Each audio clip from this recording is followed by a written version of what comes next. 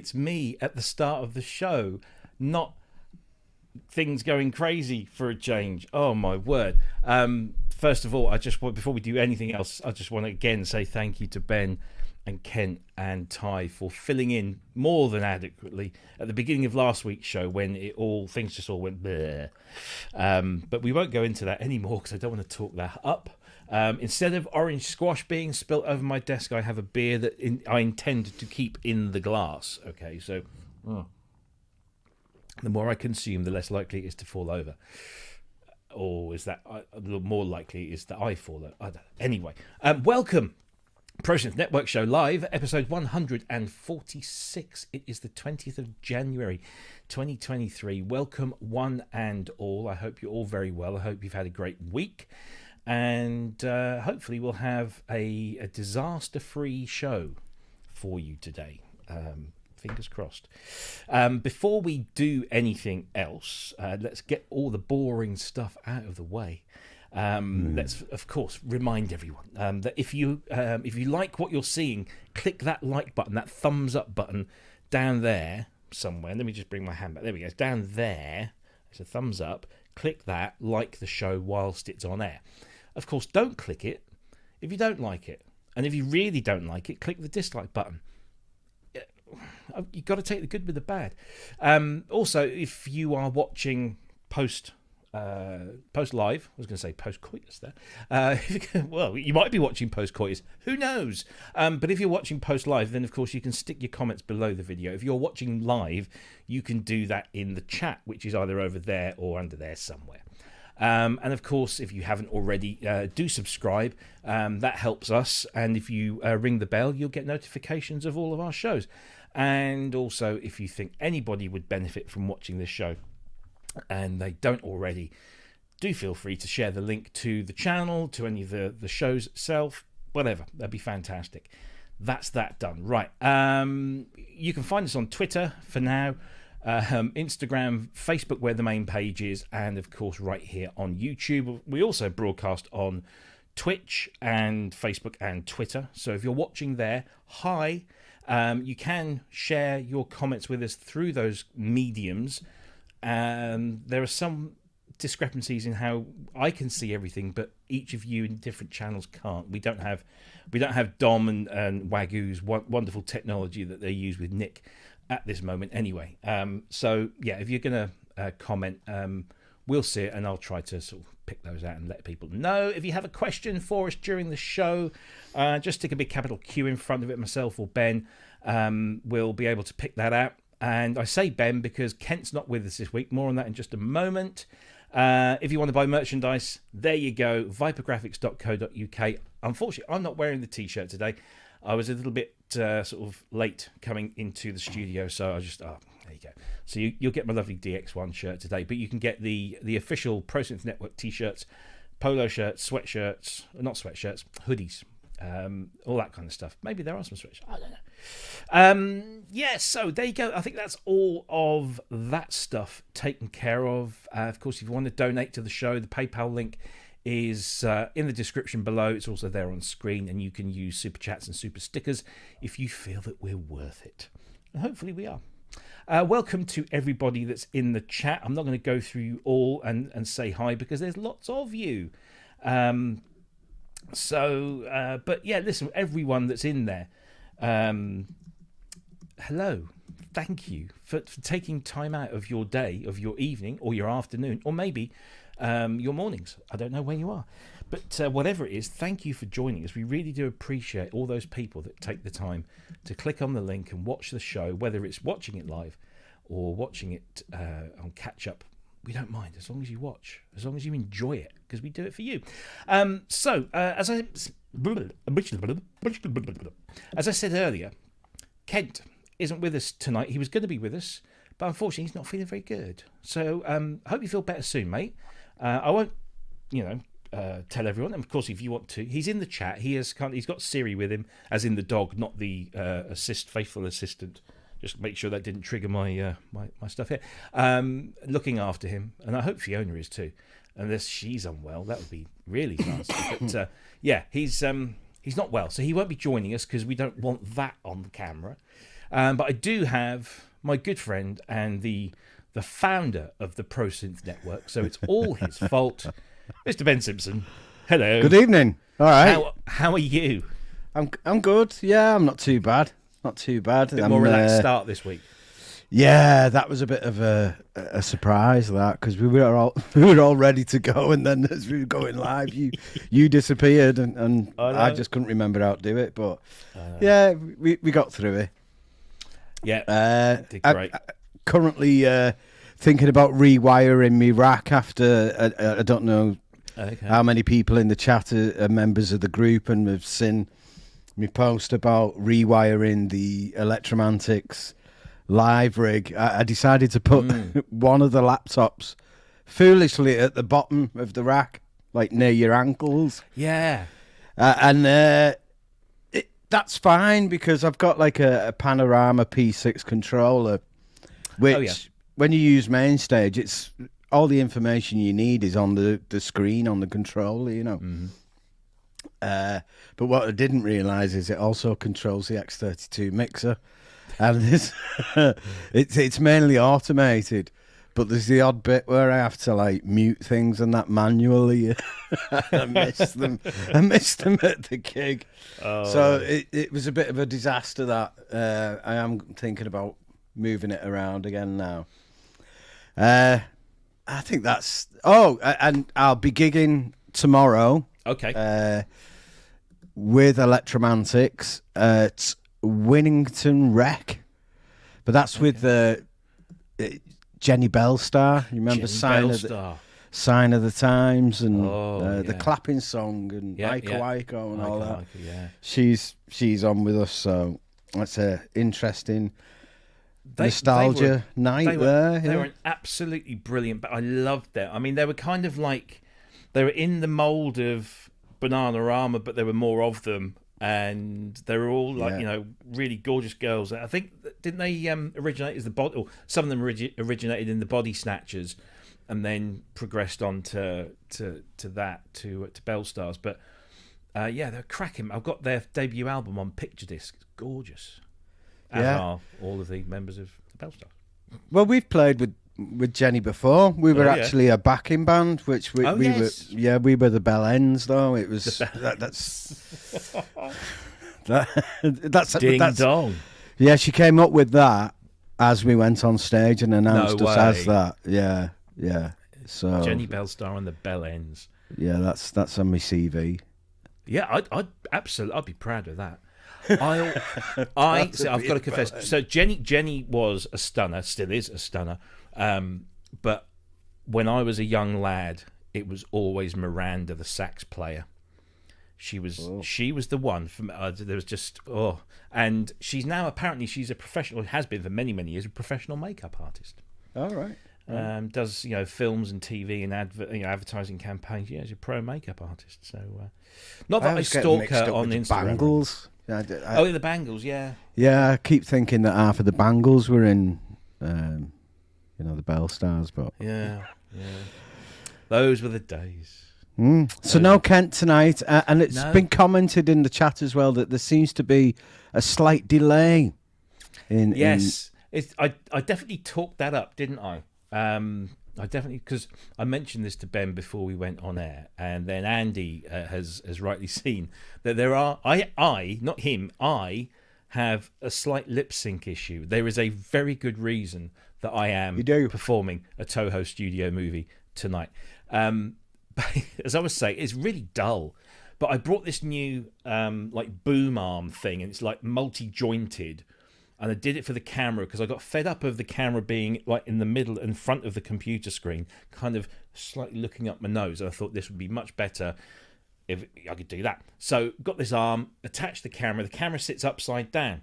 And unfortunately, there's no way, not that I can find in the manual anyway, of flipping the image within the camera.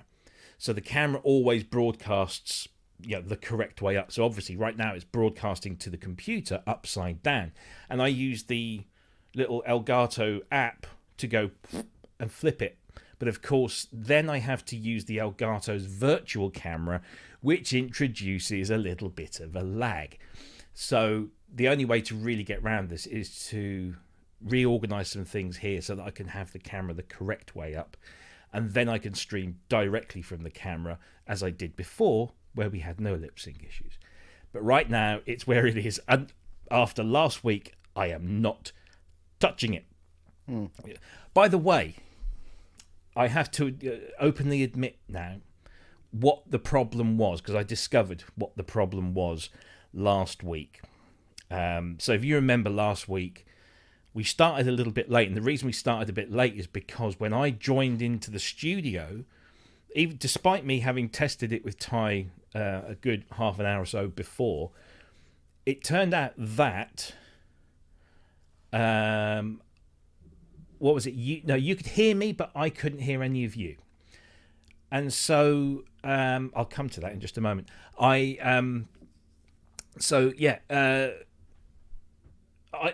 just like started thinking, what is it, my sound card? Is it my interface? Is it my microphone? What is, pulling everything apart, rebooted everything, tried different things. Eventually got my laptop. That's when the drink got spilt. Chaos ensues. And eventually I managed to boot everything up and start using Chrome, because I use Opera. And I started using Chrome, and Chrome worked. And so I thought, that's it. I can stick with that. We'll do the show. It turns out that modern browsers, as we know, have lots of tabs. I'm definitely one of these people with a million tabs open. But each tab can be individually muted should it be carrying some sort of audio. And somehow I had muted my StreamYard tab. So that was it. That's all the problem was. It wasn't the computer. It wasn't the hardware. It was somehow I had inadvertently muted the tab. I don't remember. I didn't click on it. I mean, it's a tiny little thing. But anyway, so there you go. Embarrassing, yes, but we got through there. Well, do you, Ken? I don't know.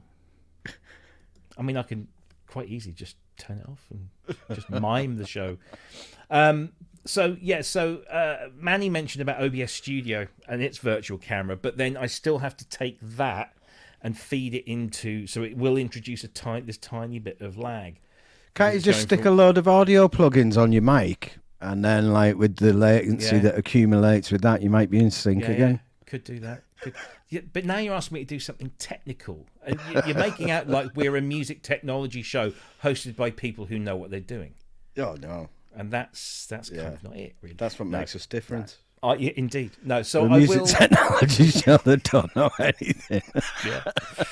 How can you tell us? So anyway, yeah, that's the reason why there is a tiny little bit of lip sync, and I hope it doesn't put you off too much any more than I normally would. I will be testing a few different things. I need to maybe move my computer a little bit to get so I can put the camera the right way up again. It's all this stuff. You don't know half of it, what we do here. So before we get on, it could be the wine. Actually, no, it's Old Crafty Hen tonight. Good 5% nice and malty. Very tasty. Pepsi Max. My son has a thing about is it Pepsi Max? It's one of those ones without sugar, but it has all these different flavors in it. Yeah, kids. Let's see. I want to just put these up. Thank you ever so much. Too Many Knobs. I love that name. It's a great name. I thought that's an exotic name. I thought yeah, get it. $20. Thank you very much. Really appreciate it. And of course, Wagyu, as always, Boswallocks and Sarah Maidar, because you're worth it. Thank you. Again, for your consistent donations. It's always appreciated. And one last thing, DT-scape. I'm assuming that's the correct pronunciation, or DTS Cape. Don't know. When are we having a Yamaha DX1 and TX demo? Yeah, that would be good. Thing is, DX1 is downstairs, everything else is upstairs, and so it will take a little bit of logistics. However, have a listen to this. No, turn the volume up. That would help, wouldn't it? Have a listen to this.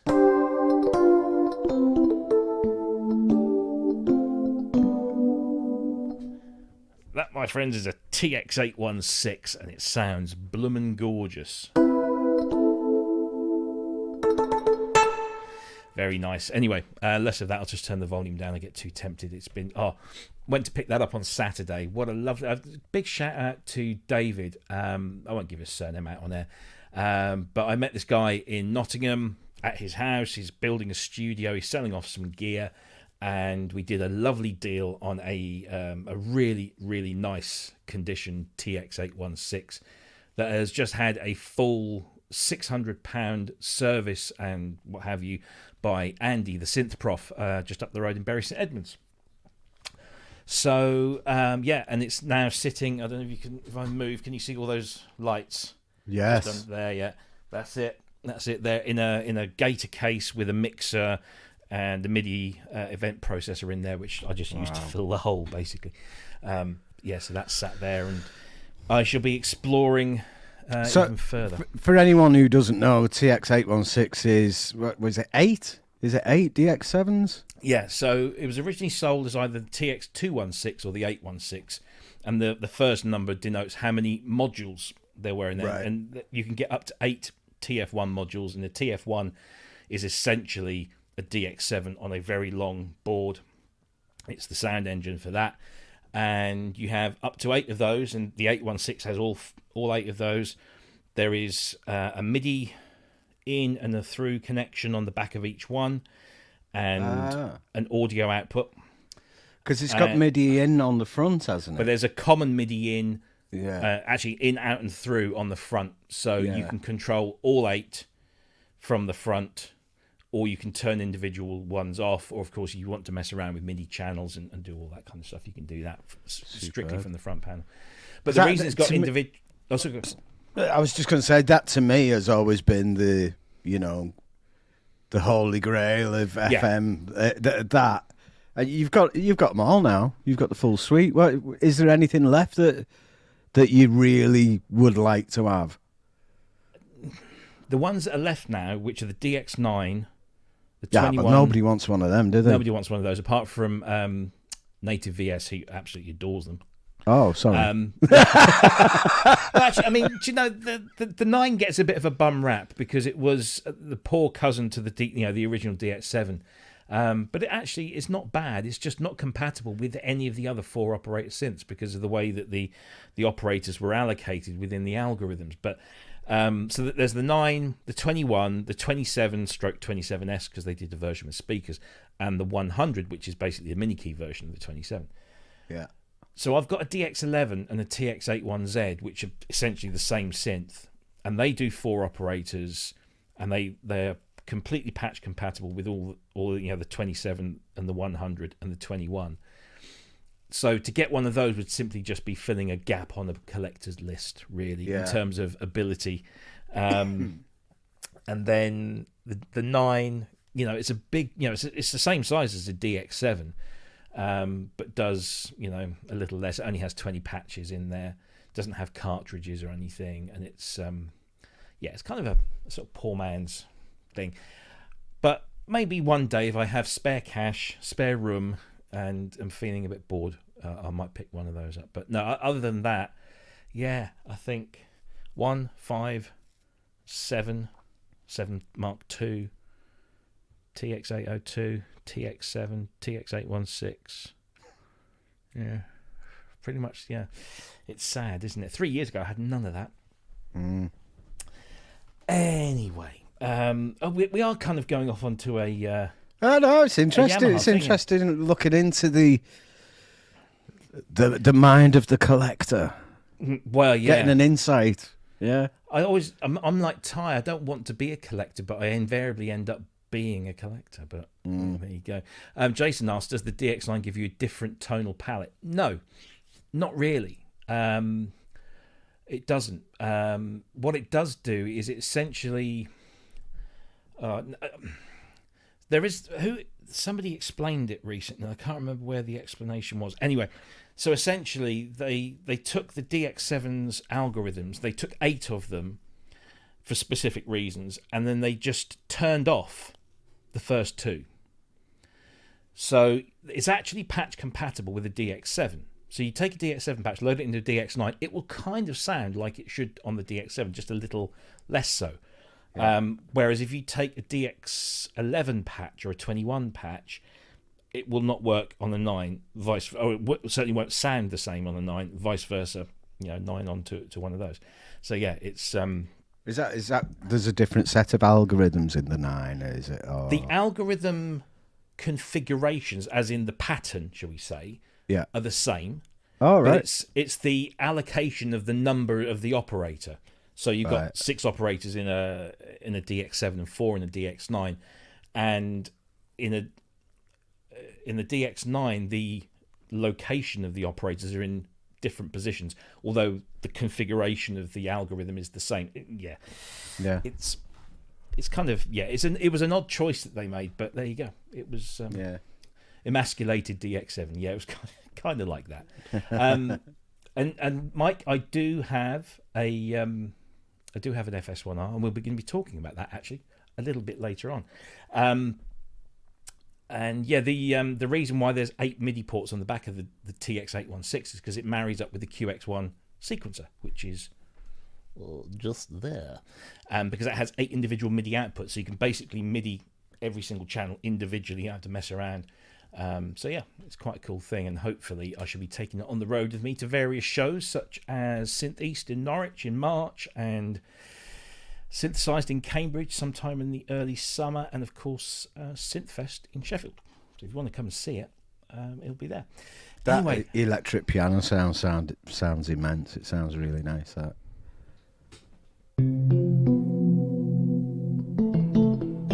It's that metal bit on you. Yeah. There's a little bit of modulation going on there as well. It is, and there's some amazing patches in here.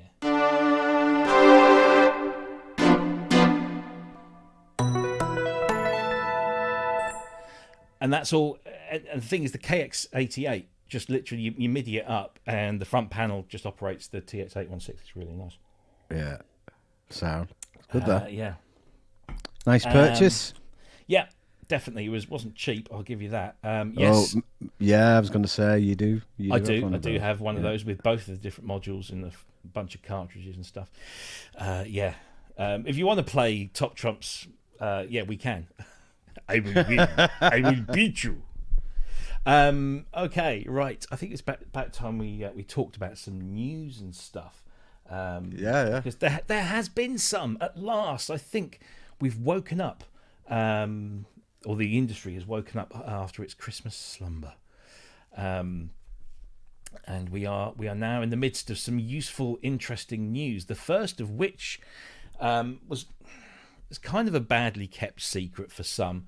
But this is the news that Rhodes have released a plugin of their Mark 8, which I think is quite an interesting thing for them to do.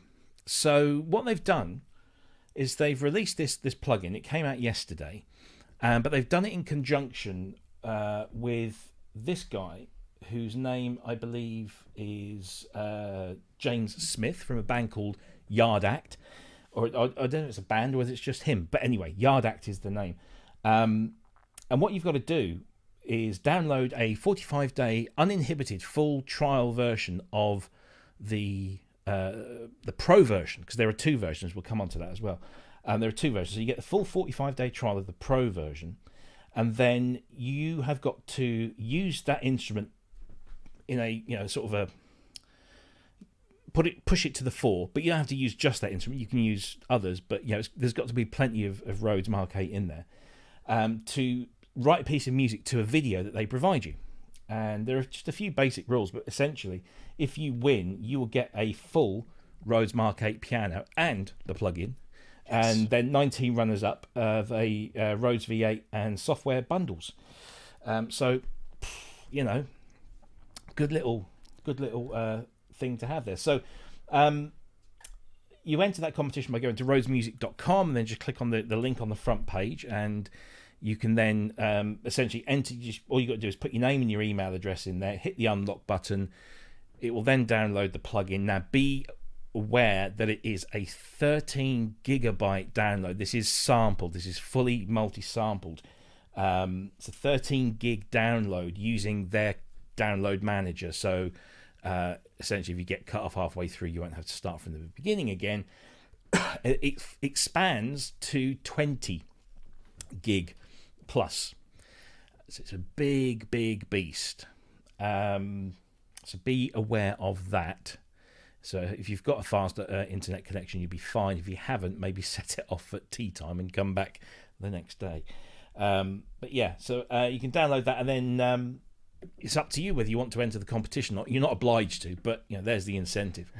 And yeah, have a play. Now, I downloaded this last night and eventually came down and was having a play with it, and it really is very nice. And you've downloaded it as well, haven't you? I have, yeah.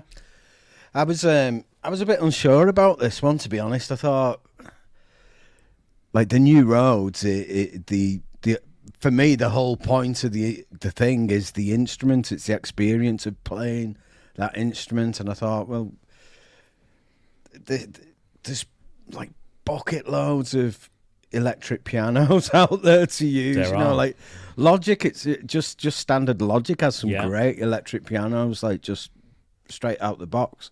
So I thought, like, do it. I'm even interested, and it it's not cheap as well as plugins go. It's nowhere near as expensive as the hardware, but it's it's not cheap. So I downloaded it. I'm interested in doing the film thing as well, by the way. I think that's great, because for me, like, obviously I'd be well chuffed if I won like a Mark 8, but it's kept in the film, so that's that's really good. It's a great prize, that. Yeah. I'm one for a soundtrack competition. I never get anywhere, but I like having a go. Well, you won't win if you don't try. Can't win a raffle if you don't buy a ticket. Aye, yeah. So so I downloaded it, I installed it. No standalone version, it's just a plugin, isn't it? It is just a plugin. Yeah. I was a bit disappointed about that, because I didn't really want to be arsed setting everything up. I just wanted to use it in standalone mode. But it sounds amazing. It does. It's really nice.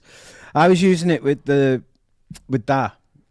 Yeah. And there was some like velocity issues, I thought. All right. Like, it was like there wasn't. You said yourself it's 13 gigabytes of multi-samples, so there must be a hell of a lot of variation in the velocities and that. But I wasn't getting that, so I don't know. I'm not. I'm not saying it's the software at all. It might be the way I've got this set up. That I wasn't really getting a great variety in the velocity. I was just getting either kind of like a mellow sound or a bright sound, and there was no medium sound in there. So that could just be the way I've got it set up, but it does sound amazing. And with the Pro version, there's all kinds of configuring that you can do, and it's like making certain keys brighter, certain duller, change the tone in slightly on them, and you can really make your own. You could save that off, and you've got your own like instrument that nobody else would have. I mean, according to the press release, and I'm just going to read this from the screen. So deeply multi-sampled, there's 30,000 samples across 100 velocity layers. Of course, it's the only official plugin to actually carry the Rhodes name. You've got the preamp in there, which features drive, low and high EQ, and a varipan effect with rate and depth controls. It does come with a whole bunch of presets as well, so you can just drop a list of things down and just pick a preset configuration. But of course, the real fun is getting in there and doing your own thing. But it features tuning adjustment, mechanical noise balancing, electroacoustic timbre shift, and the Pro version, because there are two versions. There's the standard and the Pro version. The Pro version goes even deeper, and it offers the Mark 8 envelope parameter for dialing in envelope controlled filter effects like auto wah, and then unleashing the varipan circuit into audio rate modulation. The compressor, chorus, phaser, and delay effects from the Mark 8 effects are in the Pro version too. And users will find a per note control over timbre, fine-tune, level, and damper response. A selection of microphones and amplifiers can also be found, paying homage to classic studio and stage Rhodes setup. So the Pro version really does, go in. So essentially, the standard version is just like a single setup version, and you can only mess around with some of the effects. The Pro version allows you to fully customize like every single aspect of the Rhodes V8. So yeah, it's a powerful thing. Now, of course, the price. The price has thrown up a few things, and of course, Rhodes are not too unfamiliar with controversy over pricing. But the plugin, the standard version, is $149.95. The Pro version, the Pro version is £100 more. It's $249.95. So yeah, I think people are going to find that too much for something that's so specific. I think. Yeah, I think so. I read somewhere, and I can't remember where it was, but it was just the other day that somebody said, I think it's the Piano Tech version, or their version of a Rhodes has a similar price difference between a single tuning version and this completely customizable one, and the difference is about 100.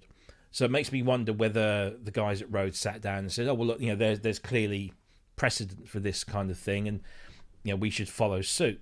I kind of personally think, this is just my opinion, that if they'd just gone in 199 for the Pro version, just made it just the Pro version, there's no standard or Pro, just the version, and just did it at 199, and maybe do it at an introductory price of 150, but then goes up to full price of 200. That would have made. I was thinking 150 is a good price for that. 150 is a good price for a really good plugin, and this is a really good plugin. Yeah. I don't know if this, because my other question, and I maybe need to ask Dan this one, is who made this? Is it in house? Because I'm not entirely sure if they've got software developers in house. So did they get somebody else to make it?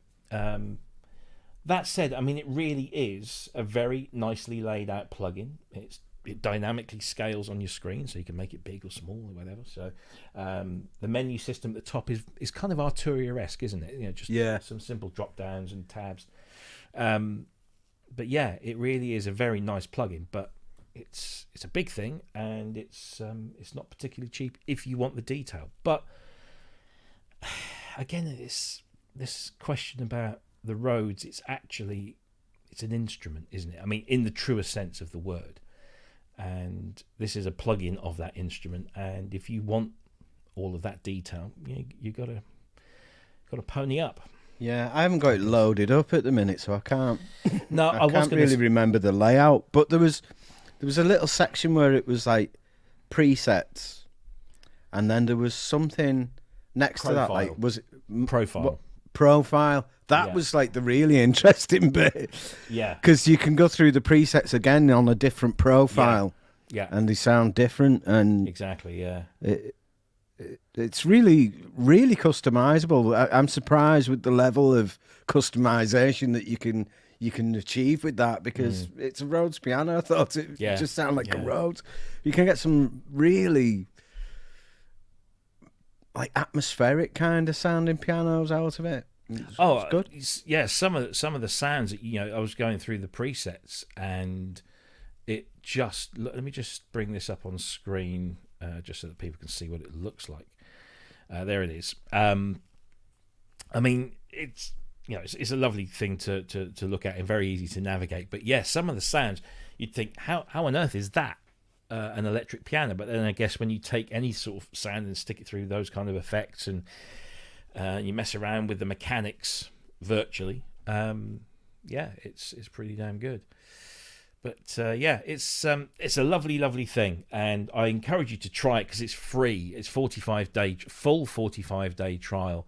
There is no crippling of that whatsoever, I don't believe, and it's the Pro version, so you do get to play with everything. and then you can mess around. You can make your movie soundtrack as well and enter the competition. Have a go at the competition, and let us know if you get in there, and maybe if you win. Anyone, Yeah. Anyway, that is the Rhodes V8, which is out now for $149.95 or $249.95 standard or pro, and you can go to rhodesmusic.com and get all the information and the download and the links to the competition and the materials for the competition, because there's a video and everything and all the instructions all over there at their website. Jolly good. Right. Next piece of news, and this is an interesting piece of plug-in news. Now, we talked about this a while back, and I think my position was, if they do this, they are going to do this, but if they do this now, why?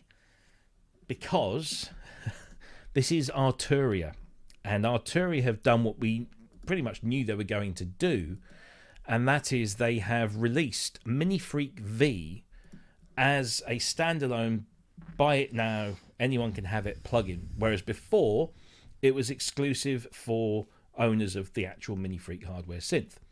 Now you can go and get it. And well, before we talk about it, let's just have a look, or a listen, should we say, to what Arturia have to say about it.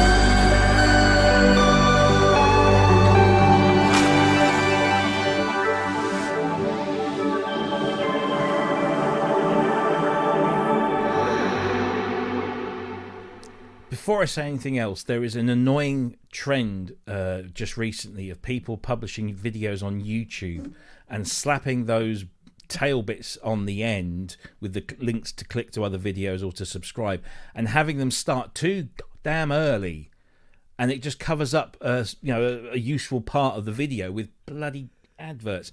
And you can change those. We do on ours, and if we put them on or whatever. Anyway, so we do. Yeah. So I've never done it, but yeah.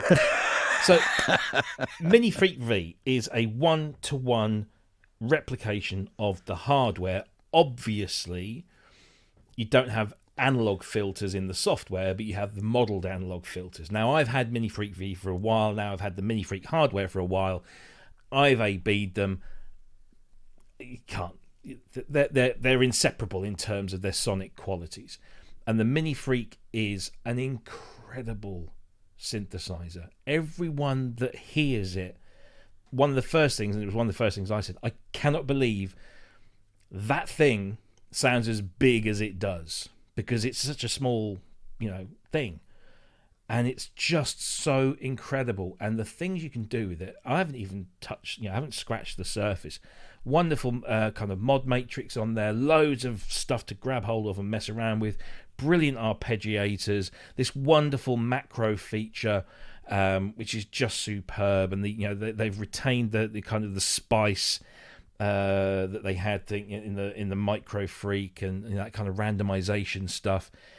And it's just an incredible synthesizer, and now you can get it as a plugin. Now I think the full price is $199.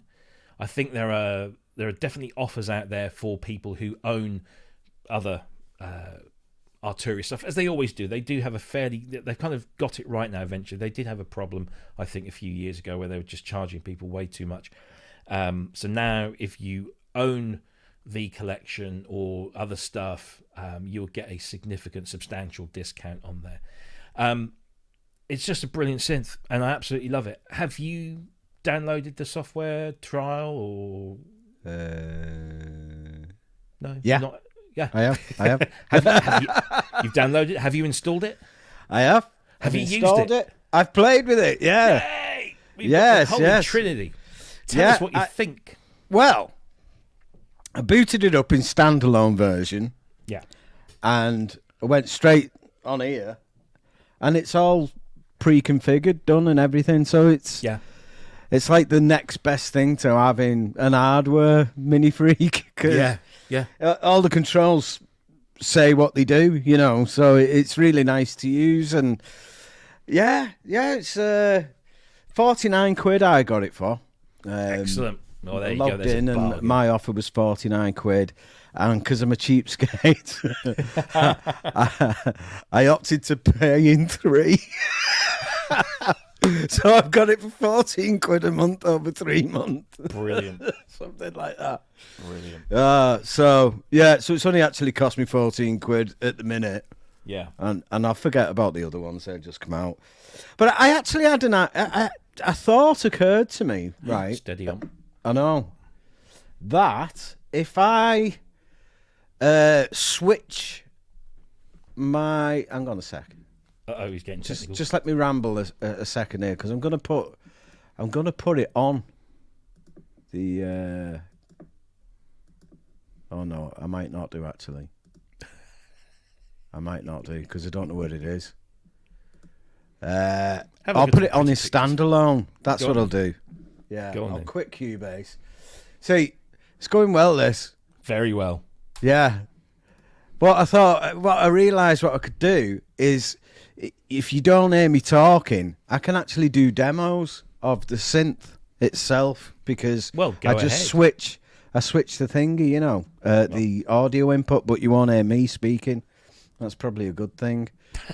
But let's see if it works, because it occurred to me this before. So I can... There you are. It's on. Go on then. And it's down. This is... Hey, it's quality, this. This is fantastic. This is pro stuff. Well, it's why we're called the Pro Synth Network. Yeah. Right, now, if... it's not going to work. I don't think it's going to work, this. Right, I'm going to go to the settings and change the audio to me. Well, that's worked, because he's gone. Yeah, now, and we're not hearing anything. Tell you what, shall I play some for you while I'll actually use my half. Couldn't hear you, mate. He's gone all silent. It was probably a really bad idea to try and do that live, because I'd never even tested it before. But I thought it might have worked. I could share the screen.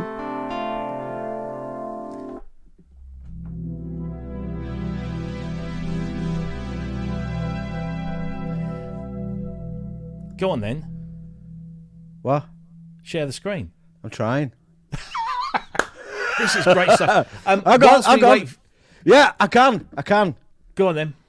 But then you can't. You can't play it. No. No. Don't worry about that. Don't worry about that. Just brush over it. Questions about the specifications. I don't think anybody's noticed that I've had a bit of a technical cock up. I think it's gone pretty unnoticed there. I still beat you in that game.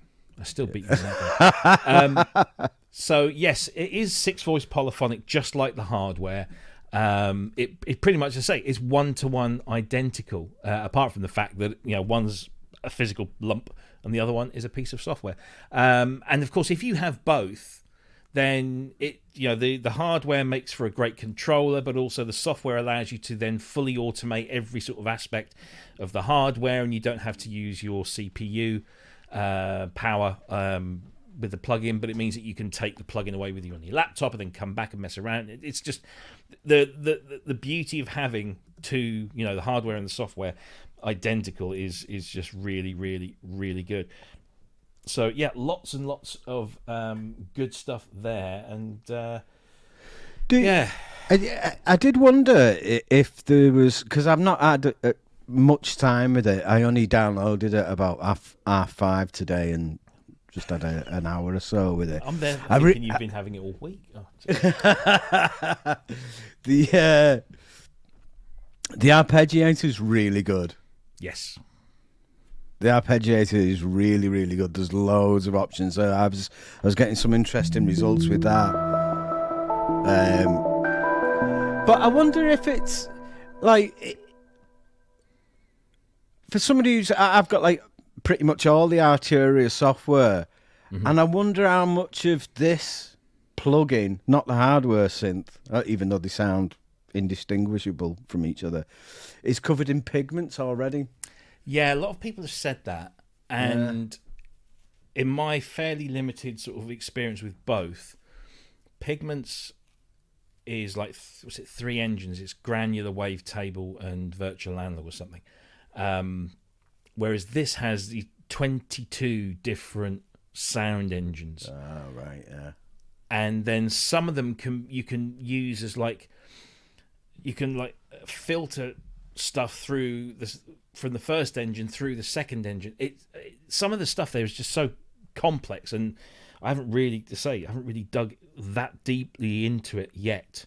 I've just been sat there going through most of the time just going through the presets because they all sound amazing. But yeah, it's just this wonderful engine that's in there, and Pigments is great, but this is greater, in my opinion. Yeah. I don't want to do Pigments a disservice. This really is a far more versatile synthesizer than Pigments is, in my personal opinion. But they do slightly different. Well, not slightly, quite a bit different stuff. So yeah. Yeah. It does to me. It sounds quite digital.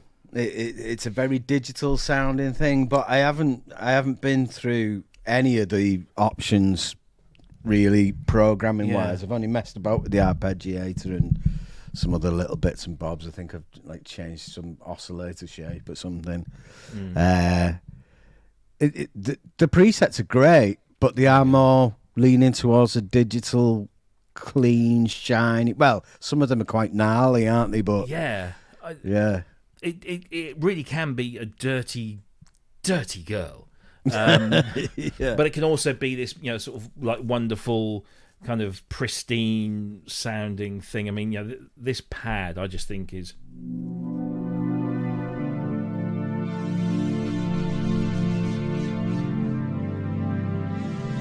It's just kind of Juno-esque, that in a way. But there are some amazing, like you say, some of the arpeggiations in here, and the things that you can do with the arpeggiator are just quite amazing.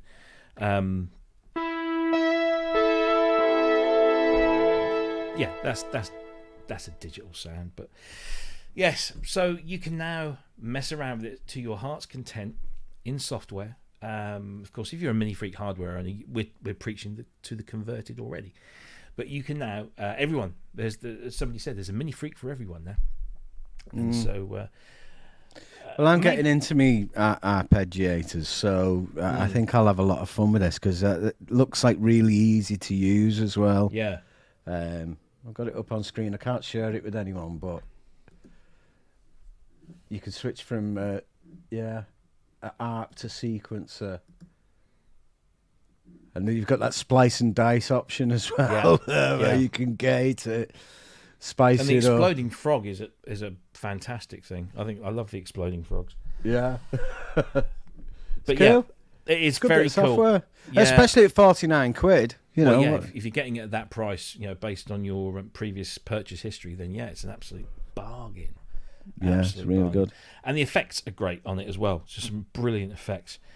And although this isn't relevant to the software, so I won't bother. That's hard. I was going to say that their implementation of the pitch bend and mod sliders is the best that I've ever come across. A lot of the time you get that pitch bend and you put your finger on it and you don't get it quite in the exact spot, and you get the little bend that you don't need. But this and the hardware is much better. Anyway, MiniFreak V is available now for everyone from Arturia.com. Sign into your account if you have one to check out what price you're going to get offered. If you don't have any Arturia software, then it's €199 full price. It's worth it because it really, really is very, very good. I'm not sure if I need my glasses on tonight. Clement Kotar, thank you very much indeed for your €5 donation. Much appreciated. Thank you. Right, so that is Arturia MiniFreak V. What have we got next? Oh, yes, some more software. There seems to be more software this week. In fact, I don't think... Oh, there's one piece of hardware news. And that's it. So, let us bring this up here. UVI have just launched the third in their series of instruments under the name of Quadra. This is Quadra Traveler. Let's have a little look at the trailer for this.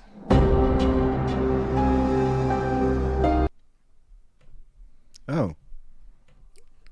Sorry, yeah, that's my fault. Glitch. Oh, dear. Let's start. It's a shambles, again. this. We need Kent back. It is. It's thrown me right off kilter. It really has. Let's try that again.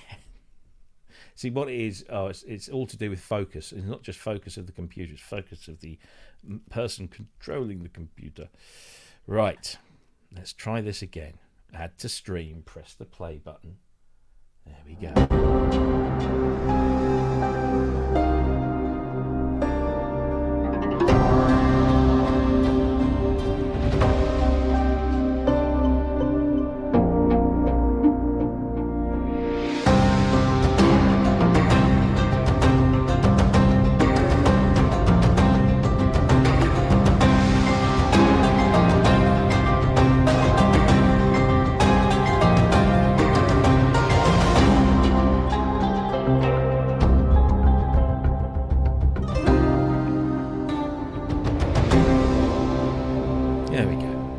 Very nice. So this is Quadra Traveler. This is the new one, and there we go. Right. So the previous ones, I believe, have included. There's one called Metal, and there's another one whose name escapes me at the moment. But this is the third iteration of the Quadra instrument. It is. Let me just bring the screen up for you all here. Here we go. UVI Quadra. Right, here we go. It's currently 33.5% off. It's €99, normally 149. Essentially, what it basically is, it's a bunch of kind of an eclectic mix of synthesizers and acoustic instruments, and lots of different world varieties of instruments. You can see there on that little graphic. And what they do is they put them into these four kind of corners of the instrument, where you're able to, let me just see, where's the bloomin' doodah? There we go. So this is the full instrument interface as you see it. Of course, it works in UVI Falcon or UVI Workstation, and you have these four quadrants, A, B, C, and D. You pick your sound, and then you can then select one of numerous arpeggiation patterns. You can select the range of the instrument. So for example, here with this bass, it goes from C-2 right up to G8, but you can limit that entirely how you want to. You can add individual reverb and delay to each of those instruments, and then in the middle you've got this little kind of bouncing ball thing with the X and the Y axis, and just like a vector synthesizer, you know, you put it up into the corner here where the A is, you're just going to hear the bass, and B, you'll just hear the flute, and so on and so forth. But of course you can then move that around manually. You can do these kind of randomized shuffles. There's intensity, there's dynamics, there's all sorts of different mapping capabilities. You can mute and solo each of the elements or have them all playing at once. There is a wide range of effects and filters in here as well, so you can mess around with all of that stuff. And then of course you've got these arpeggiators. So there are 4 pages within the arpeggiator, loads of different varieties and ways of using MIDI effects and quantizations and all of that gubbins. And then you have your mixer. So back to the beginning. So yeah, it's a really inspiring, I think, is the word that I'm looking for. You've got Sonic Pass. Yes. But I'm assuming you probably haven't got this, or did you? I don't know. It wasn't really something that interested me massively. So I'm currently 36% through downloading it now. Right. That's preparation for you. We can just sit here for a minute and wait at 45% now. And I'll tell you what I think live on the show. Well, while we're doing that, somebody's actually just mentioned something I was going to say, and it was this person right here. I don't want to. I don't know how you pronounce that, but that person there says it sure looks a lot like Gamelan from Sample Logic, and we feature Sample Logic every time they bring something out. We do like to give them a shout out, and it really does feel, because Sample Logic have this same thing of quadrants with 4 different layers of samples that you can then mess around with within the Contact environment, and it does kind of smack of that.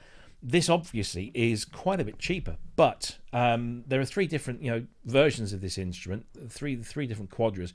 They were very kind, UVI, and they sent me them to play around with, and they are very inspiring. It's like the same as I think about the Sample Logic stuff. It's not something you sit down and play with to come up with something very specific. For me, it's something you sit down and just mess around with until you get some kind of inspiration. You think, oh, I like that, and maybe I'll sample that phrase, or maybe I'll just pop that into a repeating loop or something. It's almost like an inspiration. It's almost, and again, can be used very quickly for like instant soundtrack design. If you want to come up with something very quickly, a piece of soundtracky type music, you can set up a combination of instruments there that will give you very ethnic feels from different parts of the world. It's fun.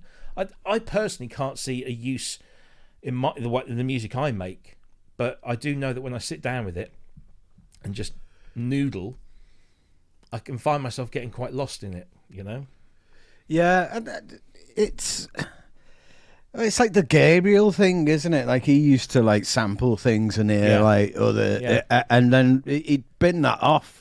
The original sample, it could end up binned off, but he's got a whole like rhythm generated from the inspiration of that.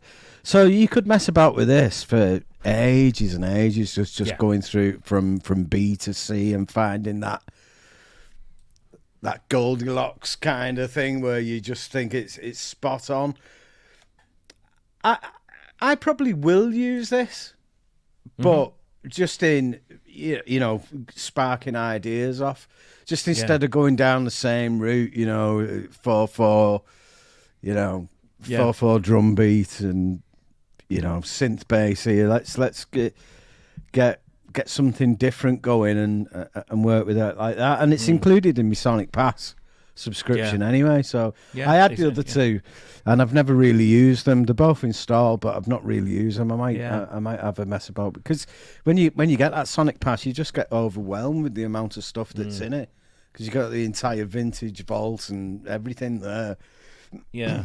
One of the things I like about this is that this shuffle mode.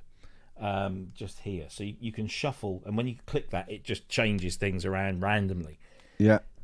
But if you when you've got those shuffle modes and you're going through and you find something, and then maybe you forget and you shuffle it again, you think, oh god, no, I've lost that one that I really like. There's an undo feature. Yeah, that is good. That tiny. Sometimes you get like finger twitch on your mouse, don't you? Yeah. And it accidentally goes off, and you're like, I've gone one too far ahead. Undo. Yeah. Undo is there. Involuntary finger twitch. I like that. So that, I mean, it's a tiny little thing, but it's a really helpful little thing. So yeah, I for me, it's one of those tools I happily sit down and sort of just like dim the lights, light a joss stick or something, and just sit there going, and then maybe I come up with something that I like and then save that. But a lot of the time it's more kind of just like, it's almost like sticking on one of those panpipes CDs. I just wafted away in sort of like, I like it. I think it's really good, and it's a fair price as well. But of course, as you well know, with UVI Sonic Pass, €24 a month, you get access to everything. So this is all already in your library. You can just I've download just it. downloaded it now. There you go. It didn't take that long. It's not that big. Yeah, quite Well, good. they're saying that. I mean, it has got a wealth of what's it? It's about 4.5 gig, which is compressed down from 14 gig of libraries. 22,238 samples, 311 presets, 187 layers. It's not shabby on the specs front, but it comes down pretty quick, and just use the UVI portal. It's all very nice and easy. But yeah, subscribe to Sonic Pass for €24 a month, and you're golden. Yeah, I need to give that a whirl. Yeah, there you go. That's a list of some of the instruments you've got in there. There's fretted and wooden and keyboard instruments, string instruments, synthesizers, all sorts of things that can do some amazing stuff. Oh, hang on a minute. Who was that? Can you smell something? Poo. What is that? It's vomit. I honest to God, I have nothing left. Oh, so you could consider it safe to come on there? Yeah, the last thing I threw up was a marble that I had when I think I was probably about 3. Ew. I accidentally swallowed. So, ew. Yeah. Literally, I can open my mouth and the light comes through. You can see right through. I tell you. Spare us the details. I will. Other than that, how are you? The pain's gone. Always a good sign. Yeah, the cramps have eased. Yes, be careful with Actimel yogurts. Oh. Don't take an Actimel yogurt from your dear wife, because apparently she doesn't know how to read sell-by dates. Yeah. Oh. Yeah. So you've been full of culture. or maybe not so much. Yeah, for once. And then got rid of it all again. Got rid of it, yeah. So now I'm just lagged. I told you. BioCult, okay? It's tablets. And they've got way more live cultures in there, much better for you, and no sell-by date. Or certainly, no... Yeah. There is this, obviously, because it's live culture, but it's... You don't have to keep them refrigerated. Yeah. Much better. So, yeah. Anyway, good to see you, mate. Yes, and good to see you guys as well. Good. Yeah, because I thought it was dead by about 5. I thought, I'm not going to see tomorrow. Tell everyone I loved them. Literally, it's like, ugh. She goes, well, I'm going out shopping. She come back with chocolate eclairs. She did it deliberately, I swear to God. Anyway, sorry, where did you get up to? We got up to UVI's Quadra Oh, Traveler. yeah. Yeah, I like the look of that. Yeah, I thought you might. Yeah, you know me, sample. We were filling. Yeah. Yeah, no, it really is. It's a fun thing to play around with. Well, I've always wanted one of those, spaceship drum things. Well, I'm just trying it now. I think I forgot what they're called now. It's come up with an error saying that I haven't got a license for that. I've got the other 2 Quadras, but not that one. Do you have to activate it on the iLock first? I don't know. Maybe I do as a non-Sonic Pass user. I have to go onto the portal and register. But I don't know how the thing. Well, it shouldn't have to. But anyway, yeah. What are those things? They're called hand drums or hand something like Tim Tams. Oh no, not Tim Tams. They're biscuits. Hang drum. There you go. Hang drum. Hang drum. Okay. Yeah, hang drum. Okay. Yeah, but there's stuff like that in there. Or incredibly painful frisbee. Ooh, Ding. Yeah, indeed. But there you go. So that's where we got to. We kind of finished with that, and we were going to move on to. We were going to move on to this. This is just me being a little bit self-indulgent. I never do. Yeah. I have the controls. Yeah. No, this is the newest episode in Yamaha Synth Space history, which is where Dom Sigalis or others go through classic instruments from Yamaha's past, his glorious past. And they released this one yesterday, which is the FS1R, which I think everybody knows is one of my favourite all-time synths. So let's have a quick listen to Dom and the FS1R. Hello everyone, Dom here. Today we're checking out another amazing synthesizer of the 90s. Today we're checking out the Yamaha FS1R. This is probably the most powerful synth that Yamaha produced in the 90s. And today I'm using it with two controllers actually. This controller right here that was designed specifically for the FS1R, and the Modi X7 Plus, which I'm using as a keyboard controller. So let's listen to what sounds it can produce.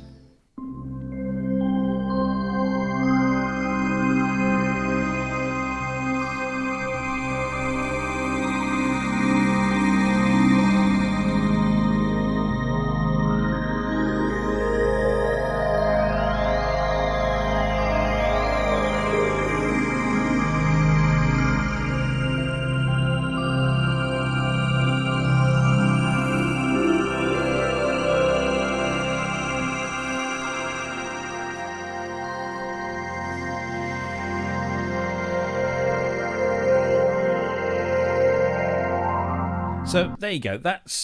It goes on for about 15 minutes, and it's okay. It's an interesting machine. It's often been likened to programming one of these is like programming or like painting the Sistine Chapel through a letterbox. I think is the phrase I've heard before. Which is why they've got this wonderful controller. This was a controller designed.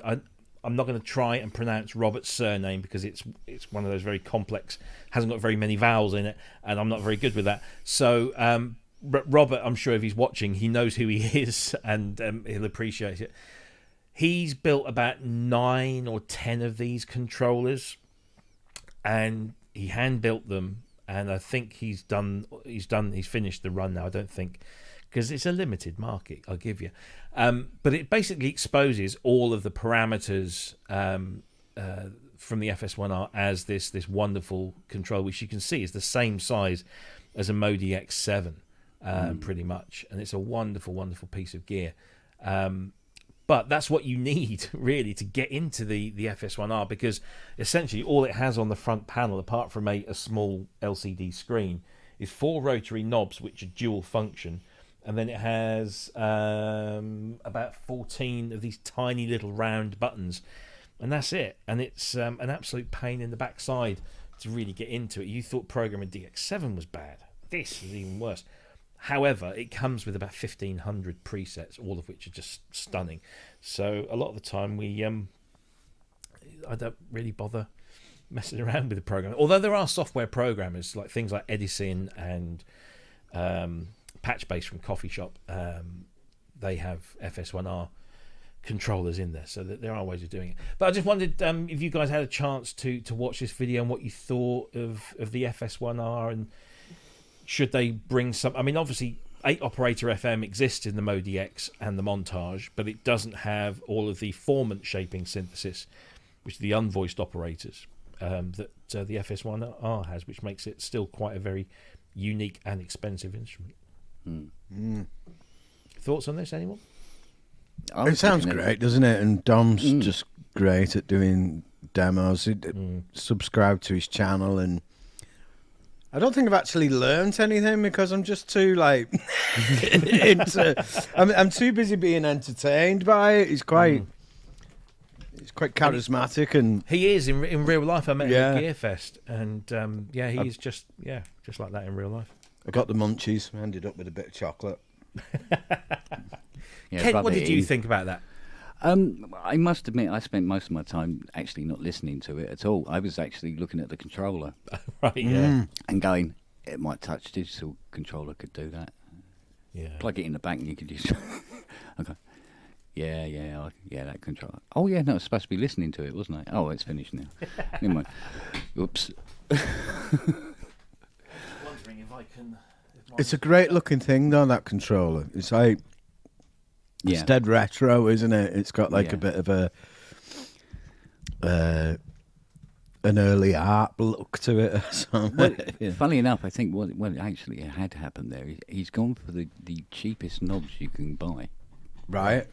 Obviously he wants to keep costs down, so But that's I don't think he went for that look intentionally. It's just like, that's the cheapest. That'll do. Ah, looks great. Yeah. It looks a bit VCS3 actually from up top, doesn't it? It doesn't look quite so because you get up close and it's like, well, it's a bit plasticky. But there again, and I think if you look at the wood ends on it, because it's got a wood surround to it. If you get close up to it, it does have kind of like a hand finished feel to it. But then it's it's one guy's just built these. It's not a professional operation. I wish there was something more like that. They weren't cheap, but obviously because there's a very limited market. No, that's it. If you've got to have, if you're trying to cover all the CCs, it's going to be expensive. Yeah, I mean, this is my FS1. I've got going. You can hear that format stuff going on. Yeah,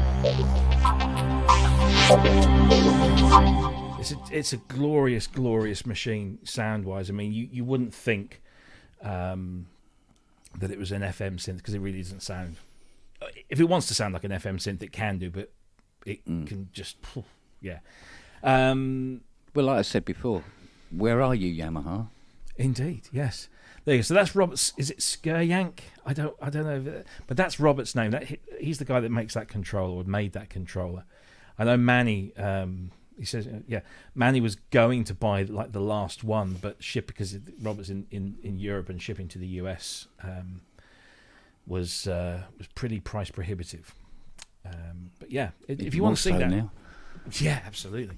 But yeah, if you go to the Yamaha Synth YouTube channel. And you can find Dom's excellent video there. It's about 15 minutes long, and he goes through some of the patches and sort of talks about how it does its thing. 8 operators, 88 algorithms. Forget how many waveforms per operator. It's stunning thing, but it's just in the wrong form. It should have been a big keyboard synth, but 'twasn't.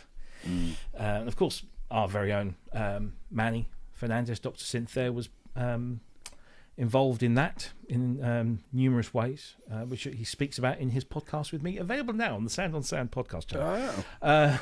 Little plug. Yes, so there you go. Right, so let's see, what else have we got? We'll do some hardware news now. This was an interesting one, because this kind of came out of nowhere. This is Waldorf, and Waldorf have released version 2 of the Quantum, and I had it completely on the wrong part of the page. There it is. Yeah, looks very nice, doesn't it? I like that. There's a bit of wasted space there in the middle there, but I suppose, what are those holes for at the back here? What are these for? Is that just design, or is that I don't know. Anyway, multi-mood, anyone? yeah. Long story short, this is a brand new version of the Waldorf Quantum, with a range of improvements, including 59 gigabytes, which is an odd number. Why not make it 60? 59 gigabytes of sample storage. You've also got the Fatar Poly Aftertouch keyboard, which was debuted in... What was the other instrument they did with the keyboard? Was it the Iridium? Oh, no, I can't... Oh, do you know, I really should... Where are we? Yeah, it was the Iridium keyboard. That's right. So they kind of became like the second company in recent times to come up with a Poly Aftertouch keyboard. This is 61 notes. It's not cheap. This is just over 4,500 for one of these. Yeah, it does kind of... Oh, yeah. However, Sting. I mean, yeah, it does. It sounds and looks quite incredible.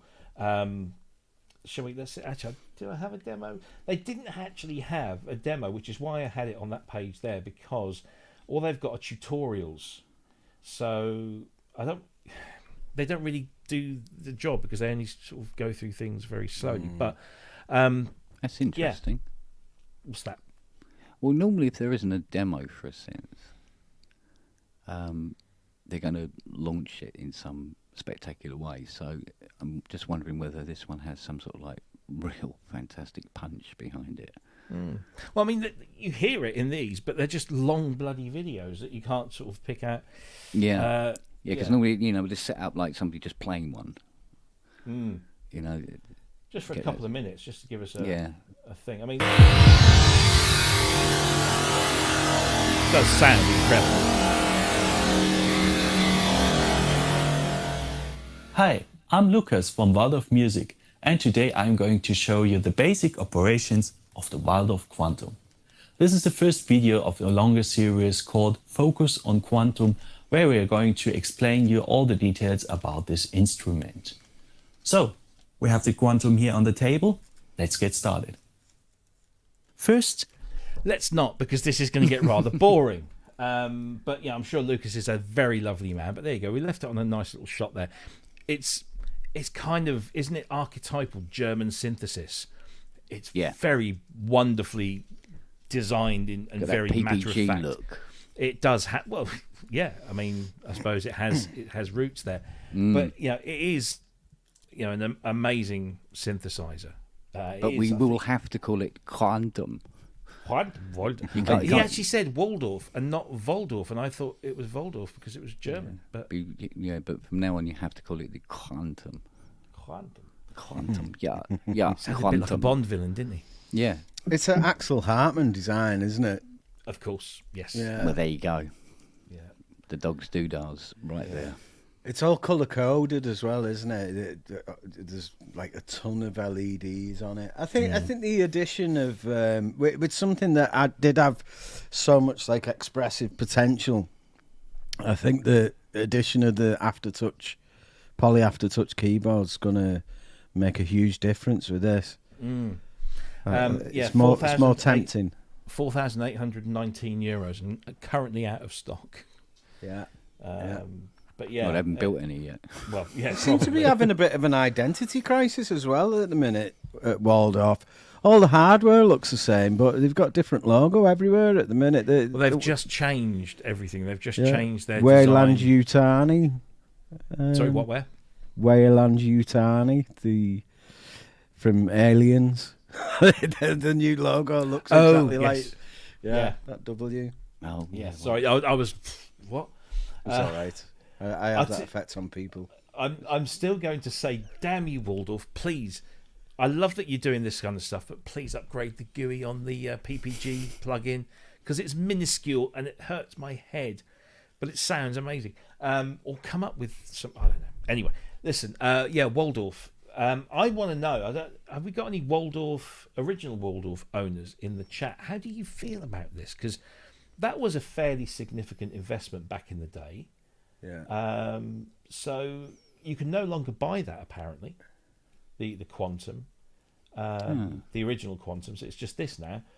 So if you've bought your original Quantum and now you've kind of like, oh, this has got poly aftertouch and it's got all that extra memory that I was banging on about, and yeah, I don't know how you feel, because it's not how long old, is it? Yeah, I was going to say, how long has it been? Quantum's been out a couple of years, hasn't it? Yeah, 2 or 3 but it years. still feels like a pull the rug out from under them, doesn't it? Yeah, it does a little bit. Yeah. Seeing as it's coming with so much. But there again, I thought they might go back and actually finish the wave. They never finished the bloody wave. No.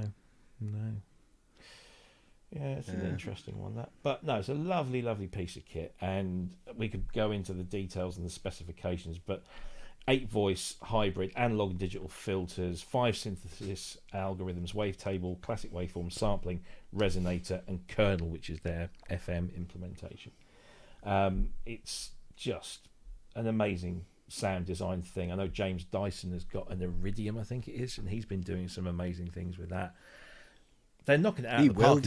He'd do amazing things on a Timberwolf. No, that's pushing it a little bit. I know he's good, but I don't think he's that good. He's not God. I think even God would struggle if he existed. Controversial. There you go. It's for the well-heeled, 4,800. Although saying that, OBX $5,000, Third Wave $4,000. This does seem to be a price point now that is being regularly hit and is not altogether shocking when we see it.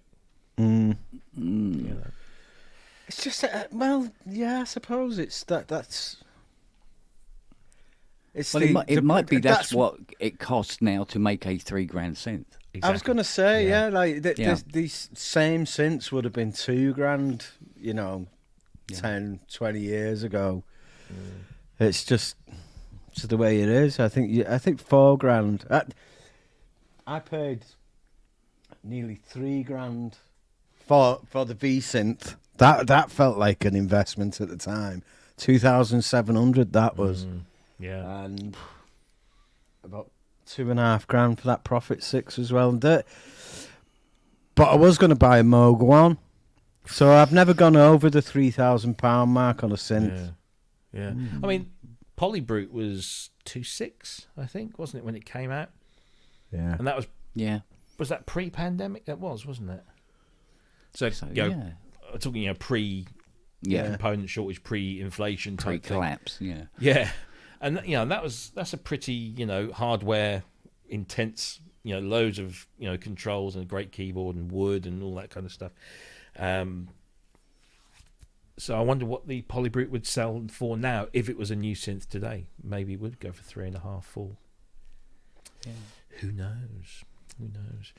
But yeah, Waldorf Quantum version 2. You might be able to pick up a version 1 for next to nothing now. Well, there you go. But then this is now if I had if I'd got a pile of money sat in front of me saying, right, I'm going to go out and buy a brand new synthesizer, and maybe that's Quantum version 2 is on my list. I don't think I'd want the Quantum version 1 because I know there's something better. Yeah. So even though I might save a bit of money, I'm always going to be thinking, well, the version 2 has got more RAM or more storage, and it's got poly aftertouch. So anyway, there you go. Yeah. Waldorf Quantum version 2, €4,819, currently out of stock, but waldorfmusic.com is where you go to find out more about that. Right. There was another piece of hardware news, but this is not necessarily a synthesizer. I know Mr. Simpson has something to say about this. Right, yeah, I'm annoyed about this one. You know what we're going to say. Now, listen, we don't want to descend into the usual stuff here where we're going Mac v PC. However, Apple have announced this: the MacBook Pro and Mac Mini featuring M2 Pro, M2 Max on the MacBooks, and M2 and M2 Pro on the Mac Minis. And I think the most exciting thing about this is the Mac Mini. Now, I'll click on the Order Now page here, and we'll go to the Configure Your Mac Mini.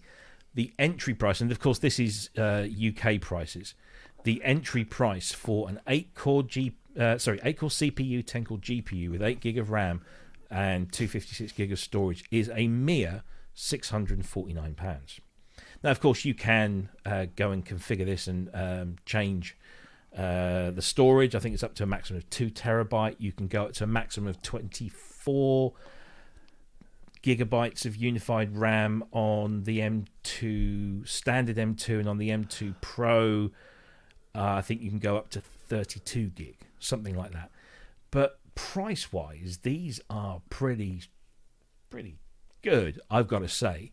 And then, of course, you've got the MacBook Pro, which now comes in these 14, 16 screen sizes. These are, of course, as you would expect, not cheap. So the top of the range one there with the 12-core CPU, 30-core GPU, 32 gig of RAM and a terabyte of storage starts at $3,349. But nice to see that you get 3 Thunderbolt 4 ports, HDMI, an SD card slot. God, how I missed one of those on mine. Headphone jack, liquid retina screen, all the other gubbins as well. But yeah, they're not cheap, but they are bloody good for what they are. But yeah, Ben, I'm going to come to you first because 6 months ago or so, you bought yourself a Mac Studio for a couple of grand. I've got the Mac Studio. I got the Max version, not the Ultra, because that seemed like a bit ludicrous at the time. And I got it with 32 gig of RAM, and it was the standard configuration. I think it was about $2,000. So these new M2 Pros the minis.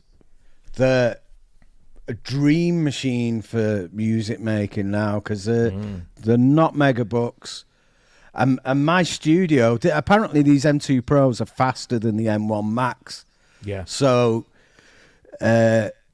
honestly, I can't stress how effortlessly this machine just cuts through anything. Yeah. I've got like, because I have multiple desktops. So I'll have like Illustrator on one, Photoshop on another, Premiere on another, RX10 on another. And I've got like a large Cubase project just running away, I had a Mac Pro, and it was no slouch. It had like 128 gig of RAM, 20 terabytes of hard space, dual processor, and there's projects that were glitching on that. Yeah.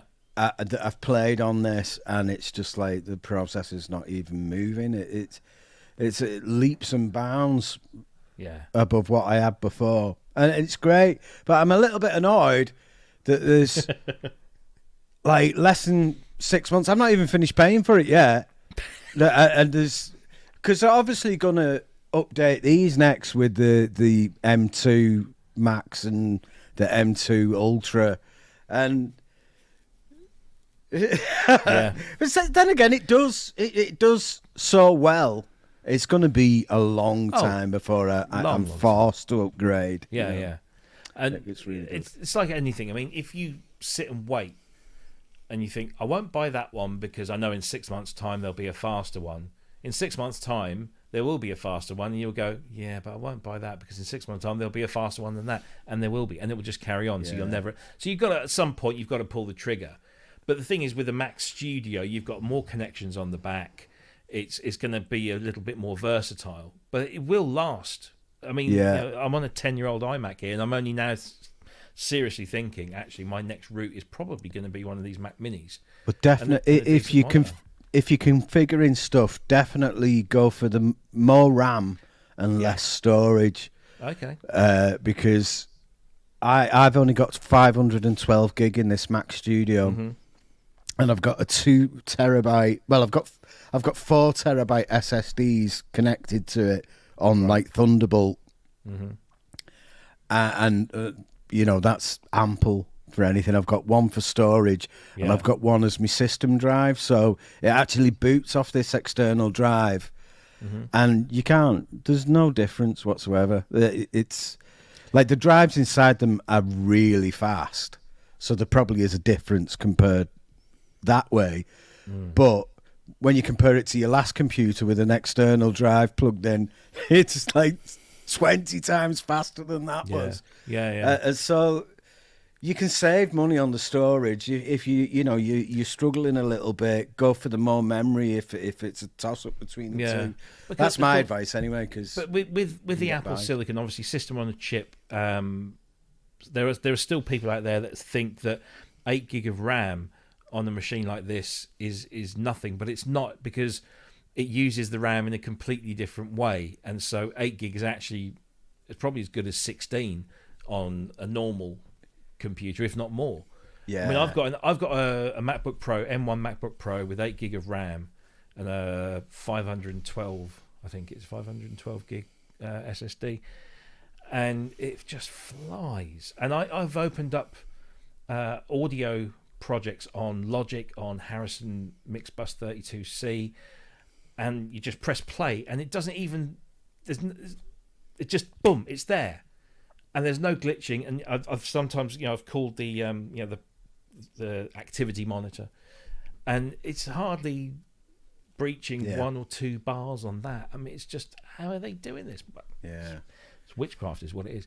But yeah, I think Kent, you're in the market for a new Mac Mini because yours is rather old and a bit like you, giving it up slowly but surely. Yeah, it's old and wrinkly and bits dropping off it. And throwing up everywhere. So are you now very tempted by one of these, and will one of these be in your future?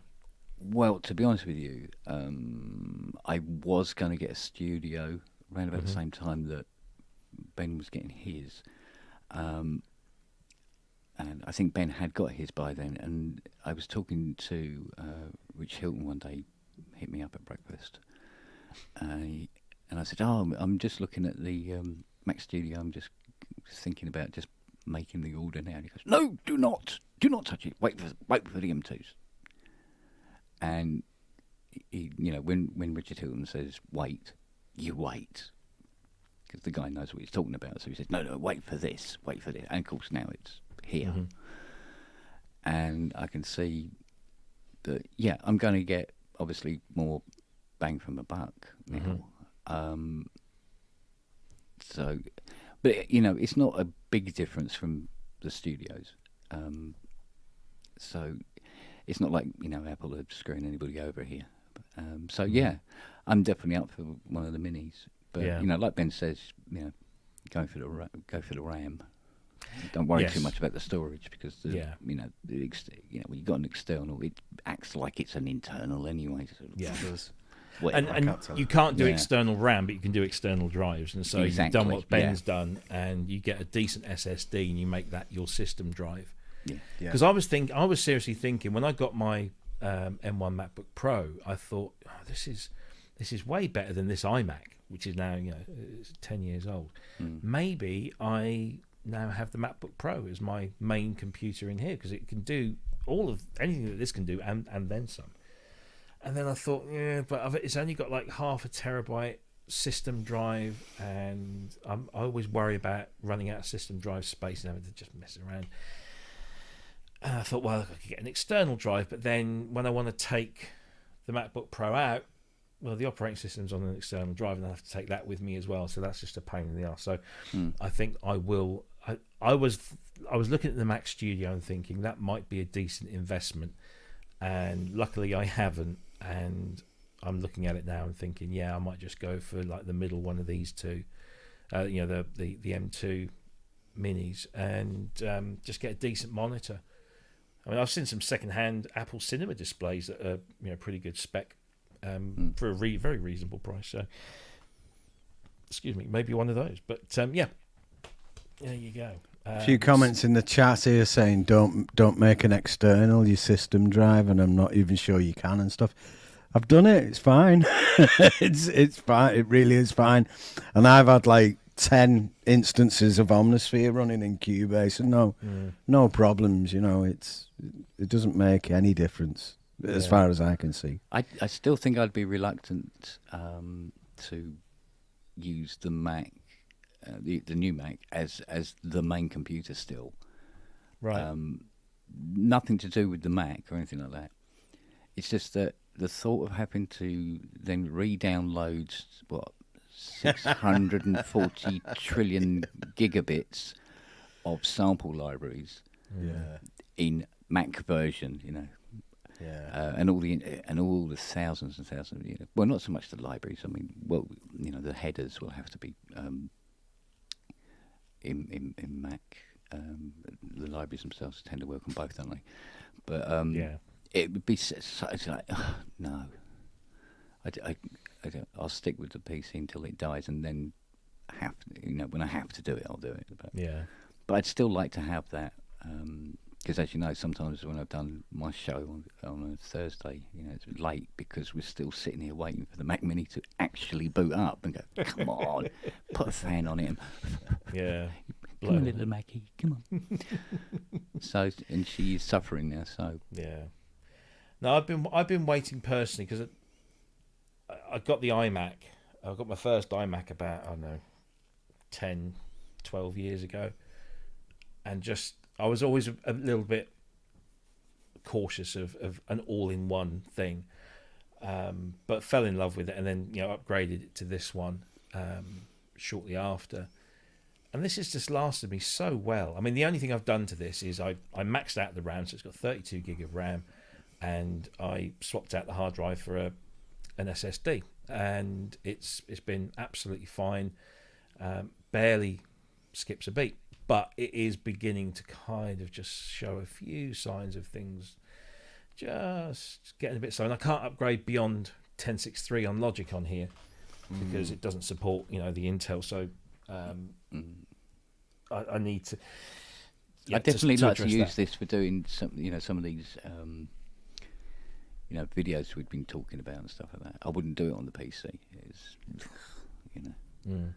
But I've thought that come the time when I want to, can afford to, and have the opportunity, I'll just upgrade. The plan was to just get the next 27-inch iMac that they do, but they don't do one. Not yet. Certainly not an M1. It's the 21.5-inch ones. With the M1 processors, and there's been a lot of talk about them bringing new big iMacs out, and nothing has happened yet. And when they said that there was going to be an announcement the other day, I thought, oh, maybe this is it, but no, it's not. So I don't know. I like the convenience of having everything all in one thing, but also that Mac Mini is a pretty good price. Funny enough, I'm completely opposite. I want to get the Mac Mini because it's something that sits on the desk and you don't move it and you don't touch it. I'd like to have the Lappy, but then I'd bring it round. I'll be moving around with it. Yeah. And it's going to end up in the workshop, and it's going to be, it's going to get damaged as much as I'd like one. But yeah. No. Yes, so I think these new Mac Minis with these M2 processors, and at those prices, Apple always get a huge amount of stick for their pricing. A lot of people, don't seem to appreciate the fact, as Yana Seta is in there, to get 10 years out of one computer without hardly doing anything to it is unheard of in the PC world, really, without having to change anything. Whereas in the Mac world, you pay up front, but you get longevity. I must admit, I was astonished when I saw the prices of those minis. It is quite stunning. When we saw the prices of the studios, I went, yeah, that sounds about right. I can plus it. It is Mac. Yeah. But when I saw the prices of base mini, I'm going, is there a one falling off the page here or something? There's something wrong here. There should need to be 1,000 and 1,600 and something. Yeah.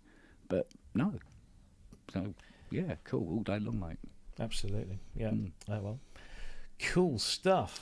Lady Aptitude has just mentioned in the chat that it's like $1,900 for a mini with 32 gigabytes and a 1 terabyte SSD, which is pretty much the price of the entry level Studio. She's saying that she needs to compare that to the £2,000 Studio. But the hard drive would be smaller in the Studio, but you've got probably more ports and stuff. Yeah, you got a bit more connectivity on the Studio, haven't you? Because it is designed for being used in, as the name suggests, some kind of a studio, whether it's a music studio or a graphics design studio, whatever. But saying that, you can get a decent hub, Thunderbolt hub, and then away you go. So it's horses for courses, and I think those Mac Minis will do very, very well indeed. I do. Yeah. Might get one myself. I'll have your Studio then. No, he's going to stack it on top of his Studio. It'll fit perfectly. Same size, yeah. Yeah, cool stuff. So there you go.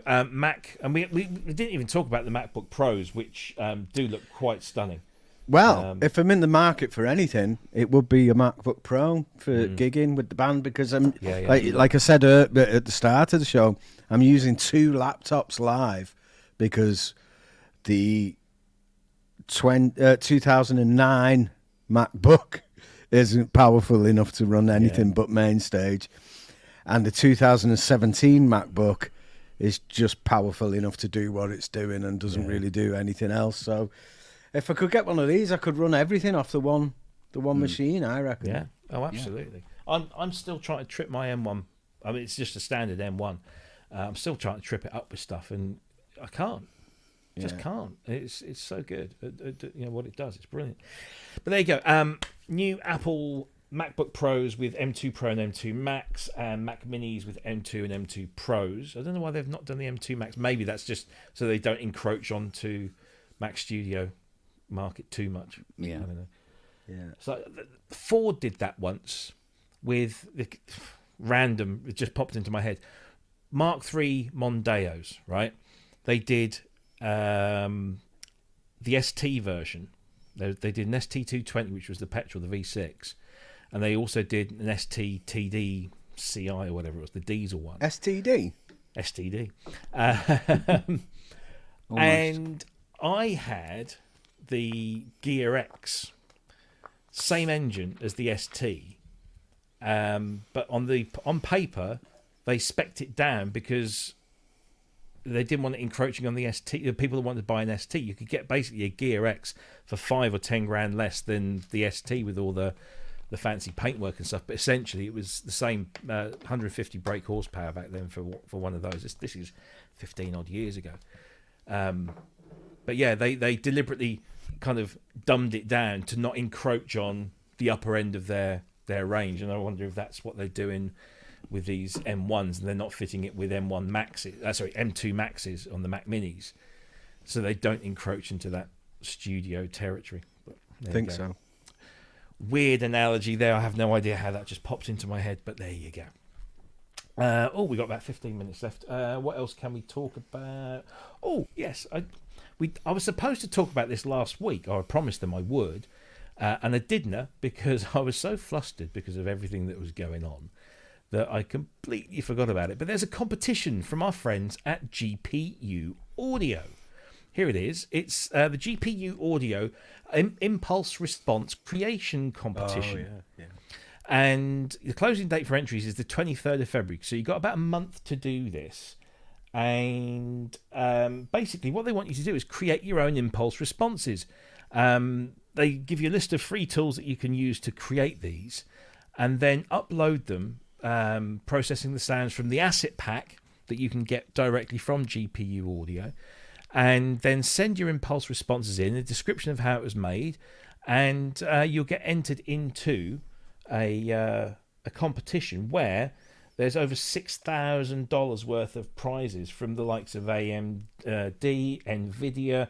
So the £6,000 prize pool, $6,000 prize pool, is a 3XS Scan Performance 17-inch music production laptop. There's an Nvidia GeForce RTX 3080 Ti or 3080, an AMD Radeon Pro W6600, 5 Sonable Smart Bundles, 5 Flame Sound Inferno SFXs, all sorts of stuff in there, and completely free to enter. Very simple rules, and if you want to join in, there is actually a specific web address for the ProSynth network. We don't actually get anything from this, but it just helps them understand who is, or where they're coming from, and who it's working with. So let me just grab that address there, and if I copy that and then I put it in one of these things, and I just go ba-dum and add the banner, there it is on your screen right now. gpu.audio/ProSynth Network IR. And if you click on that link, that will take you to the page that you see on your screen right now, and you can download all the bits and bobs that you need and get your entries in. And you never know, you might be winning yourself a super duper 17-inch music production laptop, courtesy of 3XS Scan, or Nvidia or AMD Radeon graphics card, to run all of those wonderful GPU plugins.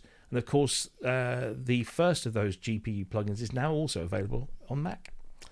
So you can run those on your M1 or M2 Macs. Have you played with any of their stuff? I haven't really had a chance as yet, but No. it's all pretty cool.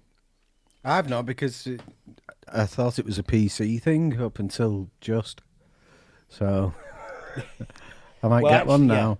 Yeah. If we go to the GPU Audio page, you can actually where are we? Let's get rid of that. There we go. Oh.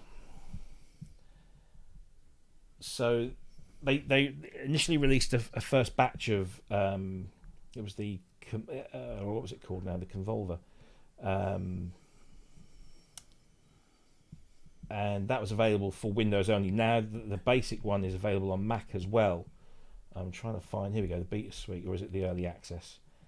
Yeah, so this is the GPU audio modulation processing pack, which is a suite of stuff that runs on Windows and uses either AMD or Radeon, AMD or NVIDIA graphics cards to process. There's a chorus, there's a phaser, there's a flanger, but the early access bundle on the Mac is also now available, which includes the convolution reverb. So that's why this competition is kind of open to both. The FIR Convolver.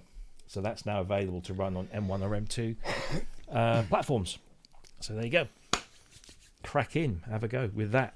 That address there, I will stick that in the description, but if you want to enter their IR competition, please, you don't have to, but we'd love you to, because then it just tells them that we're driving some traffic their way, and they'll play with us a bit nicely a little bit later on. But there you go, that's the GPU audio contest, available to enter now until the 23rd of February this year, so you've got about a month to go, so have fun with that. Kent, did you see what we were talking about with the Rhodes competition and the scoring of that little piece of thing, the little film? Are you going to be entering that, do you think? I don't know. I don't know. I'd rather give other people have a chance, Oh, of course, you are very good at winning these sorts of competitions, having themed Sonic State podcast for many years. It's one more than me. It was admittedly it's the only one I've ever entered, but there you go. So you've got 100% success rate. Wow. Yeah, I'd like to keep it like that. That's good. Okay. I've got 100% failure rate, and I've entered loads, so beat that. Don't mention Westworld. Don't mention Westworld. Yes. It was one of those bizarre moments, because I was looking at that and at the same time talking to Hans Zimmer about dog poo. It's very, very weird. One of those weird moments. You sort of go, wait a minute. Do you think Hans will give me a touch with this competition? Just like give him a shout and say, Ben's entering the competition to win a Rhodes and needs a bit of a needs a bit of a lift with the Might give you a hand, you never know. Yeah. You read. Yeah, just write us a little riff that I can sort of. Yeah. I'd asked him a really stupid question. I asked him if he'd got his Osmos yet. And I'm going, hang on, he's probably the first person on the planet to get one. Oh yeah. Presented to him in gold leaf. What does he think? Yeah. He likes it, yeah? Yeah, he's I'd liking it. imagine it'd be right up his street. Yeah. Yeah. Well, we Absolutely both right. agreed. So it's got the advantages. You don't have to sit in a dark room for 3 days practicing how to use it like you would with a Rolly. Yeah, absolutely. It got keys. I mean, there's a little technique that you could have to learn, but that's what you develop for yourself, depending on how you're going to play it. Yeah. You can crack on straight away, can't you? Yeah. Little bit of news. If anyone has one of these, the wonderful Sonicware sample track, which is a fantastic little bit of kit, it's just received a very significant firmware upgrade to 1.2, which has, I would say, quite dramatically changed some of its capabilities. You can now, before you could only have one drum track. Now you can have 4. It's got some really, really good little updates in there. So, if you've got a sample track, update is available now, free of charge from the Sonicware website.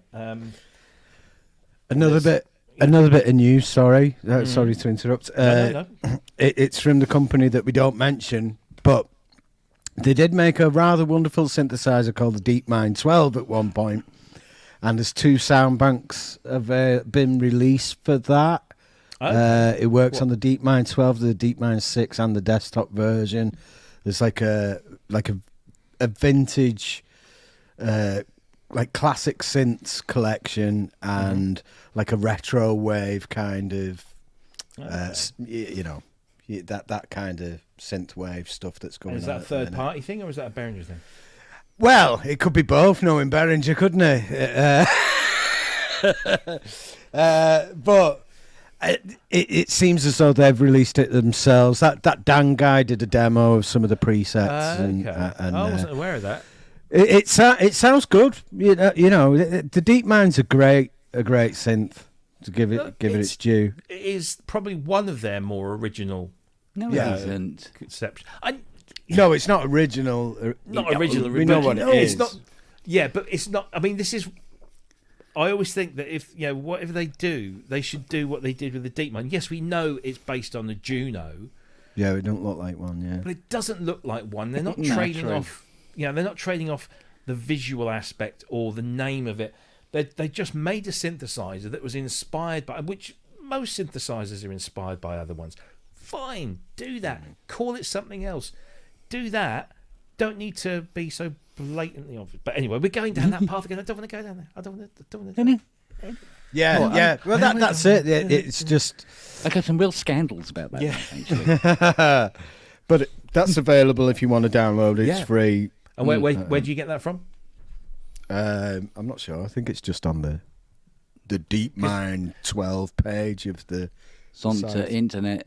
Is it? But is it? Because this is the thing with Behringer is that they don't play the game. Whatever the game is, they don't play it, and they don't make things blatantly obvious. So they do most of their kind of promotion stuff on social media, on Facebook and stuff. If you go to their website, it's sometimes very difficult to find these things. But if you go, I'm just going to go to the download section here, and It popped up on my YouTube feed. That's how I knew about it. okay, desktop synthesizers, analog, DeepMind.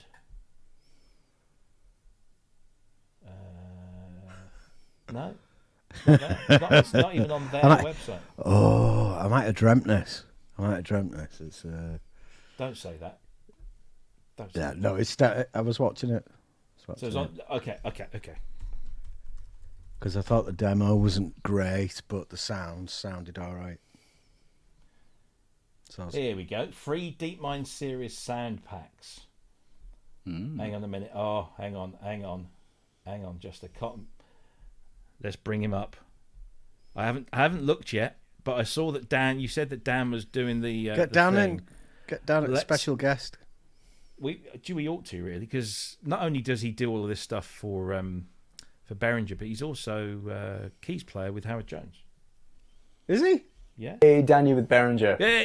So for those of you who are looking for some fresh new sounds for Hair DeepMind, product shortage. we've just released 2 brand new sound packs, all of which work with the DeepMind 6, the 12, and the desktop version. The first sound pack, Synth Wizards, has been carefully crafted, containing sounds that are heavily inspired by synthesizer legends. And the second sound bank, Retro Electro, delivering atmospheric textures, punchy synth basses, and synthesized vocal effects. And what makes this even better is that they're both totally free of charge.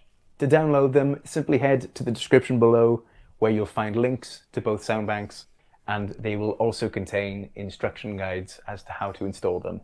Now, enough talking. Enough talking, mate. Let's have a look.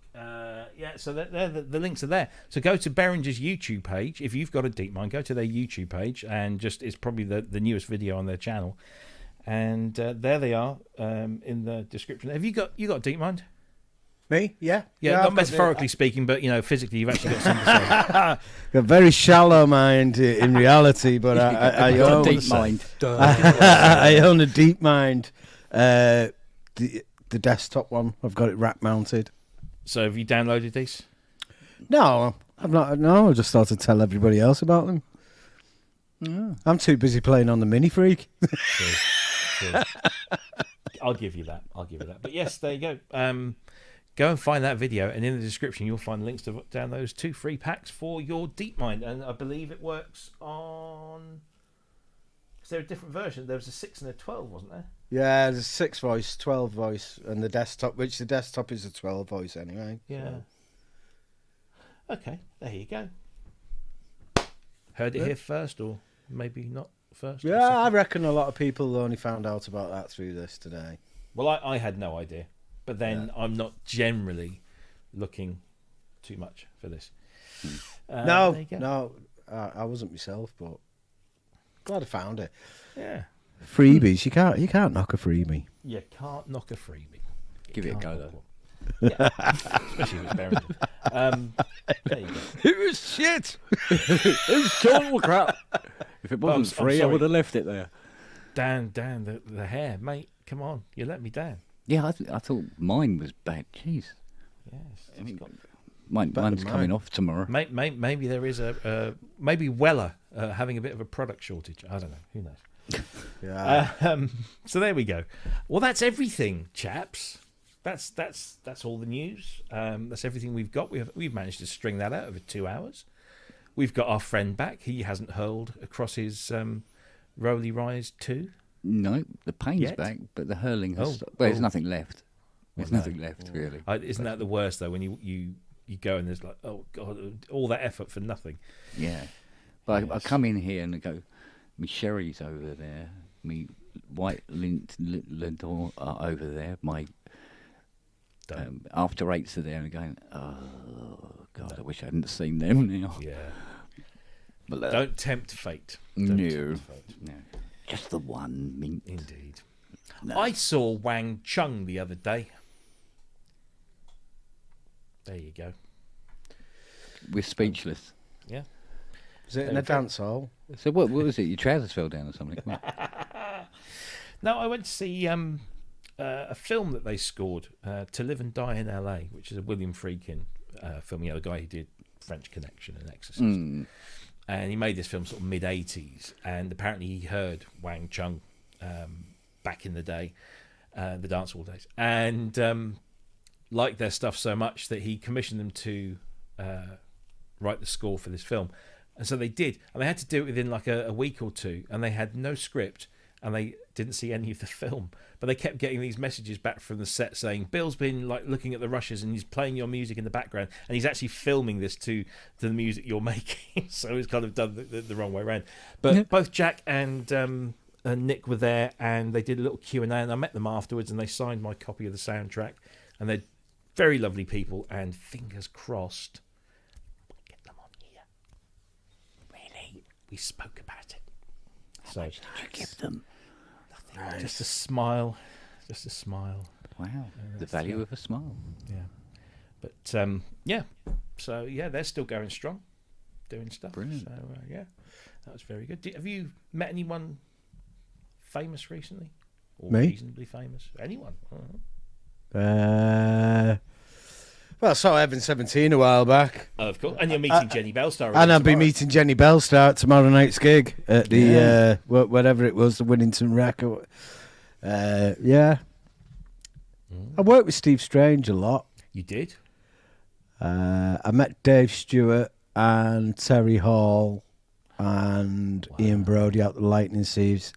It was a bit embarrassing because we was in the studio recording at the time, and we was having a massive fake orgy at the time. We were just all diving all over each other. Okay. We were like teens, teenagers. You were like all like stoned. Yeah, just acting really stupid. The door opened. We looked round, and there's like Dave Stewart, Terry Hall, and Ian Brody, and man, the jaws just dropped. It was like, wow, really embarrassing. Really, really embarrassing. Don't know who else I've met. I'm not going to bother asking Kent because he's got a list as long as you. Oh yeah, he meets somebody every day, doesn't he? I mean, he was on the phone to Hans Zimmer just this very morning. Yeah, as one does, talking about I've frozen had dog Toya poop. sit on my lap. You have, and you went up to Kate Bush. Highly in the pub, recommended, didn't you? by the way. What? You went up to Kate Bush in the pub, didn't you? Yeah. Talked about Fairlights for about 2 hours. Yeah. nice. Yeah. There you go. She all still I did drink was eat mild? Wang Chung. No, what was she on? I'm trying to remember what she was on. Do you know what? I think it was Southern Comfort. What? I think it was Southern Comfort she was on. Southern Comfort and lemonade, classic Yeah. 80s drink. 2 ice cubes, done. Yeah. Tall glass. Yeah. No, it was good fun. Everybody had fun that night. Everybody went. I tried to get my missus to watch it. I know that film inside out. So it was. Do you know what? We're already running over. I'm going to do this anyway. This is proper old man stuff, right? So this film To Live and Die in LA. It's mid-1980s. It's a typical 80s cop thriller, 18 rated, but, you know, only because it's got a few tits and some swear words in. And it is of its time. So this audience is predominant. There's a bunch of people my age, you know, sort of 50s, maybe a little bit older. But there's predominantly what I suppose we would refer to as Gen Z or millennials or whatever. And they kept laughing at all of the things in this film that I guess are now kind of tropes. You know, that when the cop walks into the interview room and he puts his right foot on the chair and leans down, and says, they were laughing at all this kind of stuff. And it was just, I've never felt more old and kind of set in a decade that's long gone than I did when I was there. And thankfully I wasn't the only one that picked up on it, but it was really odd to hear a bunch of people that weren't even thought of when this film was made kind of laughing at it completely. You know, it's not a comedy, there were no jokes, but it was weird. It's very weird. And I've kind of been questioning myself, you know, were they out of order or am I just getting an old fart? And it's troubled me ever since. I thought I'd share that. So there you go. Stand up in the cinema. It's not a bloody comedy. I honestly, for a moment, I did feel like that. Like, what the fuck are you doing? Oh, yeah. So there you go. Felt my age, but great soundtrack. And found out that the bass line on To Live and Die in LA, I thought it was something kind of digitally. It wasn't. It was an Oscar. Oh. And they were just rattling off. They were talking about, you know, Jupiters and PPGs and Oscars and Synclaviers and Fairlights, and apparently virtually no Fairlight on that soundtrack whatsoever, which I thought there was, but there's only a little. But that very interesting. Anyway, there you go. That's filled a few minutes. So you're playing with Jenny Bellstar musically tomorrow night. Yes. Yeah. Yeah. You're going. Well, to we'll have bed. to see how the night goes. I don't Well, know. quite, Yeah. You're going to bed. Oh, well, I've got to write an email before I go to bed. Okay. To he doesn't know yet. A guy in southern Italy sent me a Jupiter 8. Ooh, southern Italy. Careful. And it was wrapped in brown paper. Oh my God. And it has arrived. And guess what? There's not much It's a left. jigsaw. Somebody needs some keys and some sliders. And I don't know whether I'll ever get that dent out, but yeah. So I've got to send him the email and the photos of what his JP8 looks Why like. do they do that? I don't know Why? why. I know they say they want you to send parcels now in boxes and stuff, wrapped in brown paper. But not. He just sent it in brown paper. I just like- this. Yeah. This is why I drove all the way to Nottingham and back for that TX. Yeah. Because as lovely as this guy was, and I'm sure he would have packed it up really nicely, you just don't know. When I bought that Mark II DX7, it was just after first lockdown. So what was that? March, April 2020. Yeah. And I bought it on eBay, and he said, do you want me to ship it? And I said, well, I could come and collect it, but this was at the time when the police were pulling you over. If you were out in your car, they'd be pulling you over and asking you for a reason why you were going where you were going. If you couldn't provide like a valid work reason or emergency reason, they'd literally fine you and send you back home again. So I didn't want to get all the way to Barnsley or Sheffield, or, near Barnsley to get told to come back again. So I said, look, can you ship it? And he said to me, yeah, no problem. I'm a carpenter by trade. I'll build a box to put it in. I'm like, oh, that's good. He's going to build a box. It was basically half a dozen pieces of that really thin chipboard. Oh yeah. Taped together with gaffer tape and a few little panel pins. Oh. Yeah. And it turned up, and one of the flaps was like this. Oh. Luckily, it come in a soft case, and he packed that soft case in and then sort of surrounded it, so it did survive, but it almost didn't. And I was like, oh God, that could have been an expensive. Yeah. I got a Virus B delivered to the house that was just in like one layer of bubble wrap and no box. You could see it. You could see it through the bubble wrap. Bonkers. And half of the knobs, because quite a few knobs on the surface of the Virus desktop, some of them had snapped off and some of them are like bent. I managed to get it repaired and that, but it's just It's like stupid. the was it the MS-20 from Malaysia in a carrier bag, and literally you're like, okay. It's a maraca. Yeah. It wasn't even MS-20 shaped when I took it out of the bag. It was like, oh dear me, this is not good. Don't understand it. Don't understand it at all. They only do it the once, apparently. Yes. Quite. Well, apart from the real morons. So, Anyway, yes. that's a show. We'll be back same time, same place next week with hopefully more news and maybe a guest. We are, by the way, we are working on a raft of guests for 2023, and once we have some plans, we will share them with you all. But until then, it's just the three of us at some point. So 7:00 UK time, same place next week, and we will see you then. Of course, don't forget to, if you haven't already, come over to the Facebook page. Just search ProSynth Network. There's actually two pages, just to clarify. There are two pages. There's ProSynth Network, and then there's the ProSynth Network Show. And the ProSynth Network Show page is where you can watch us on Facebook and where we make all the show announcements. But the actual ProSynth Network page is the group where everybody comes in and has a laugh and a giggle and has some fun. Oh, talking of which, this was shared with me before we came on air. Let me just bring this up on screen because this was kind of funny. And it kind of ties in with what we were just talking about. Our dear friend Paulie Alex Bowes said, here's something you can read out on your show tonight. And I've just been reminded of it. So let me just bring this up on screen. This is funny. So somebody bought something, I think it was AliExpress, this kind of the Chinese sort of eBay type thing. Where is it now? Here we go. So they complained about this microphone that they got, and it was the response. This product generates a mass noise, and the connection to the key cable is where are we? Hang on, have we got that on the screen? No, we haven't. Here we go. There he is. There you go. This product generates a mass noise, and the connection to the key cable is not done to the end. It is unusable. To which the seller responds, the buyer destroyed the microphone owing to a rough handling and wrong way to use it.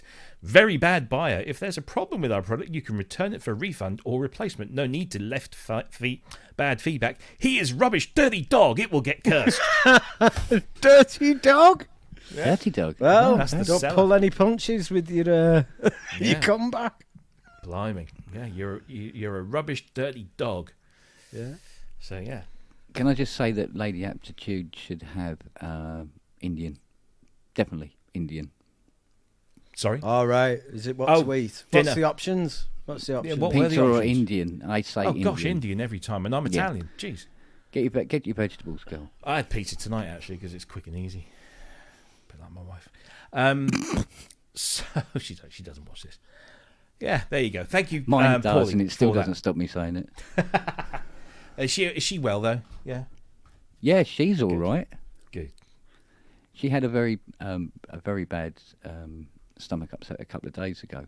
Oh, well. So Or was it last week? And I go, it can't be that because it's too long ago. I'm beginning to wonder now. But the Actimel was definitely out of date anyway. So it's like, Dear.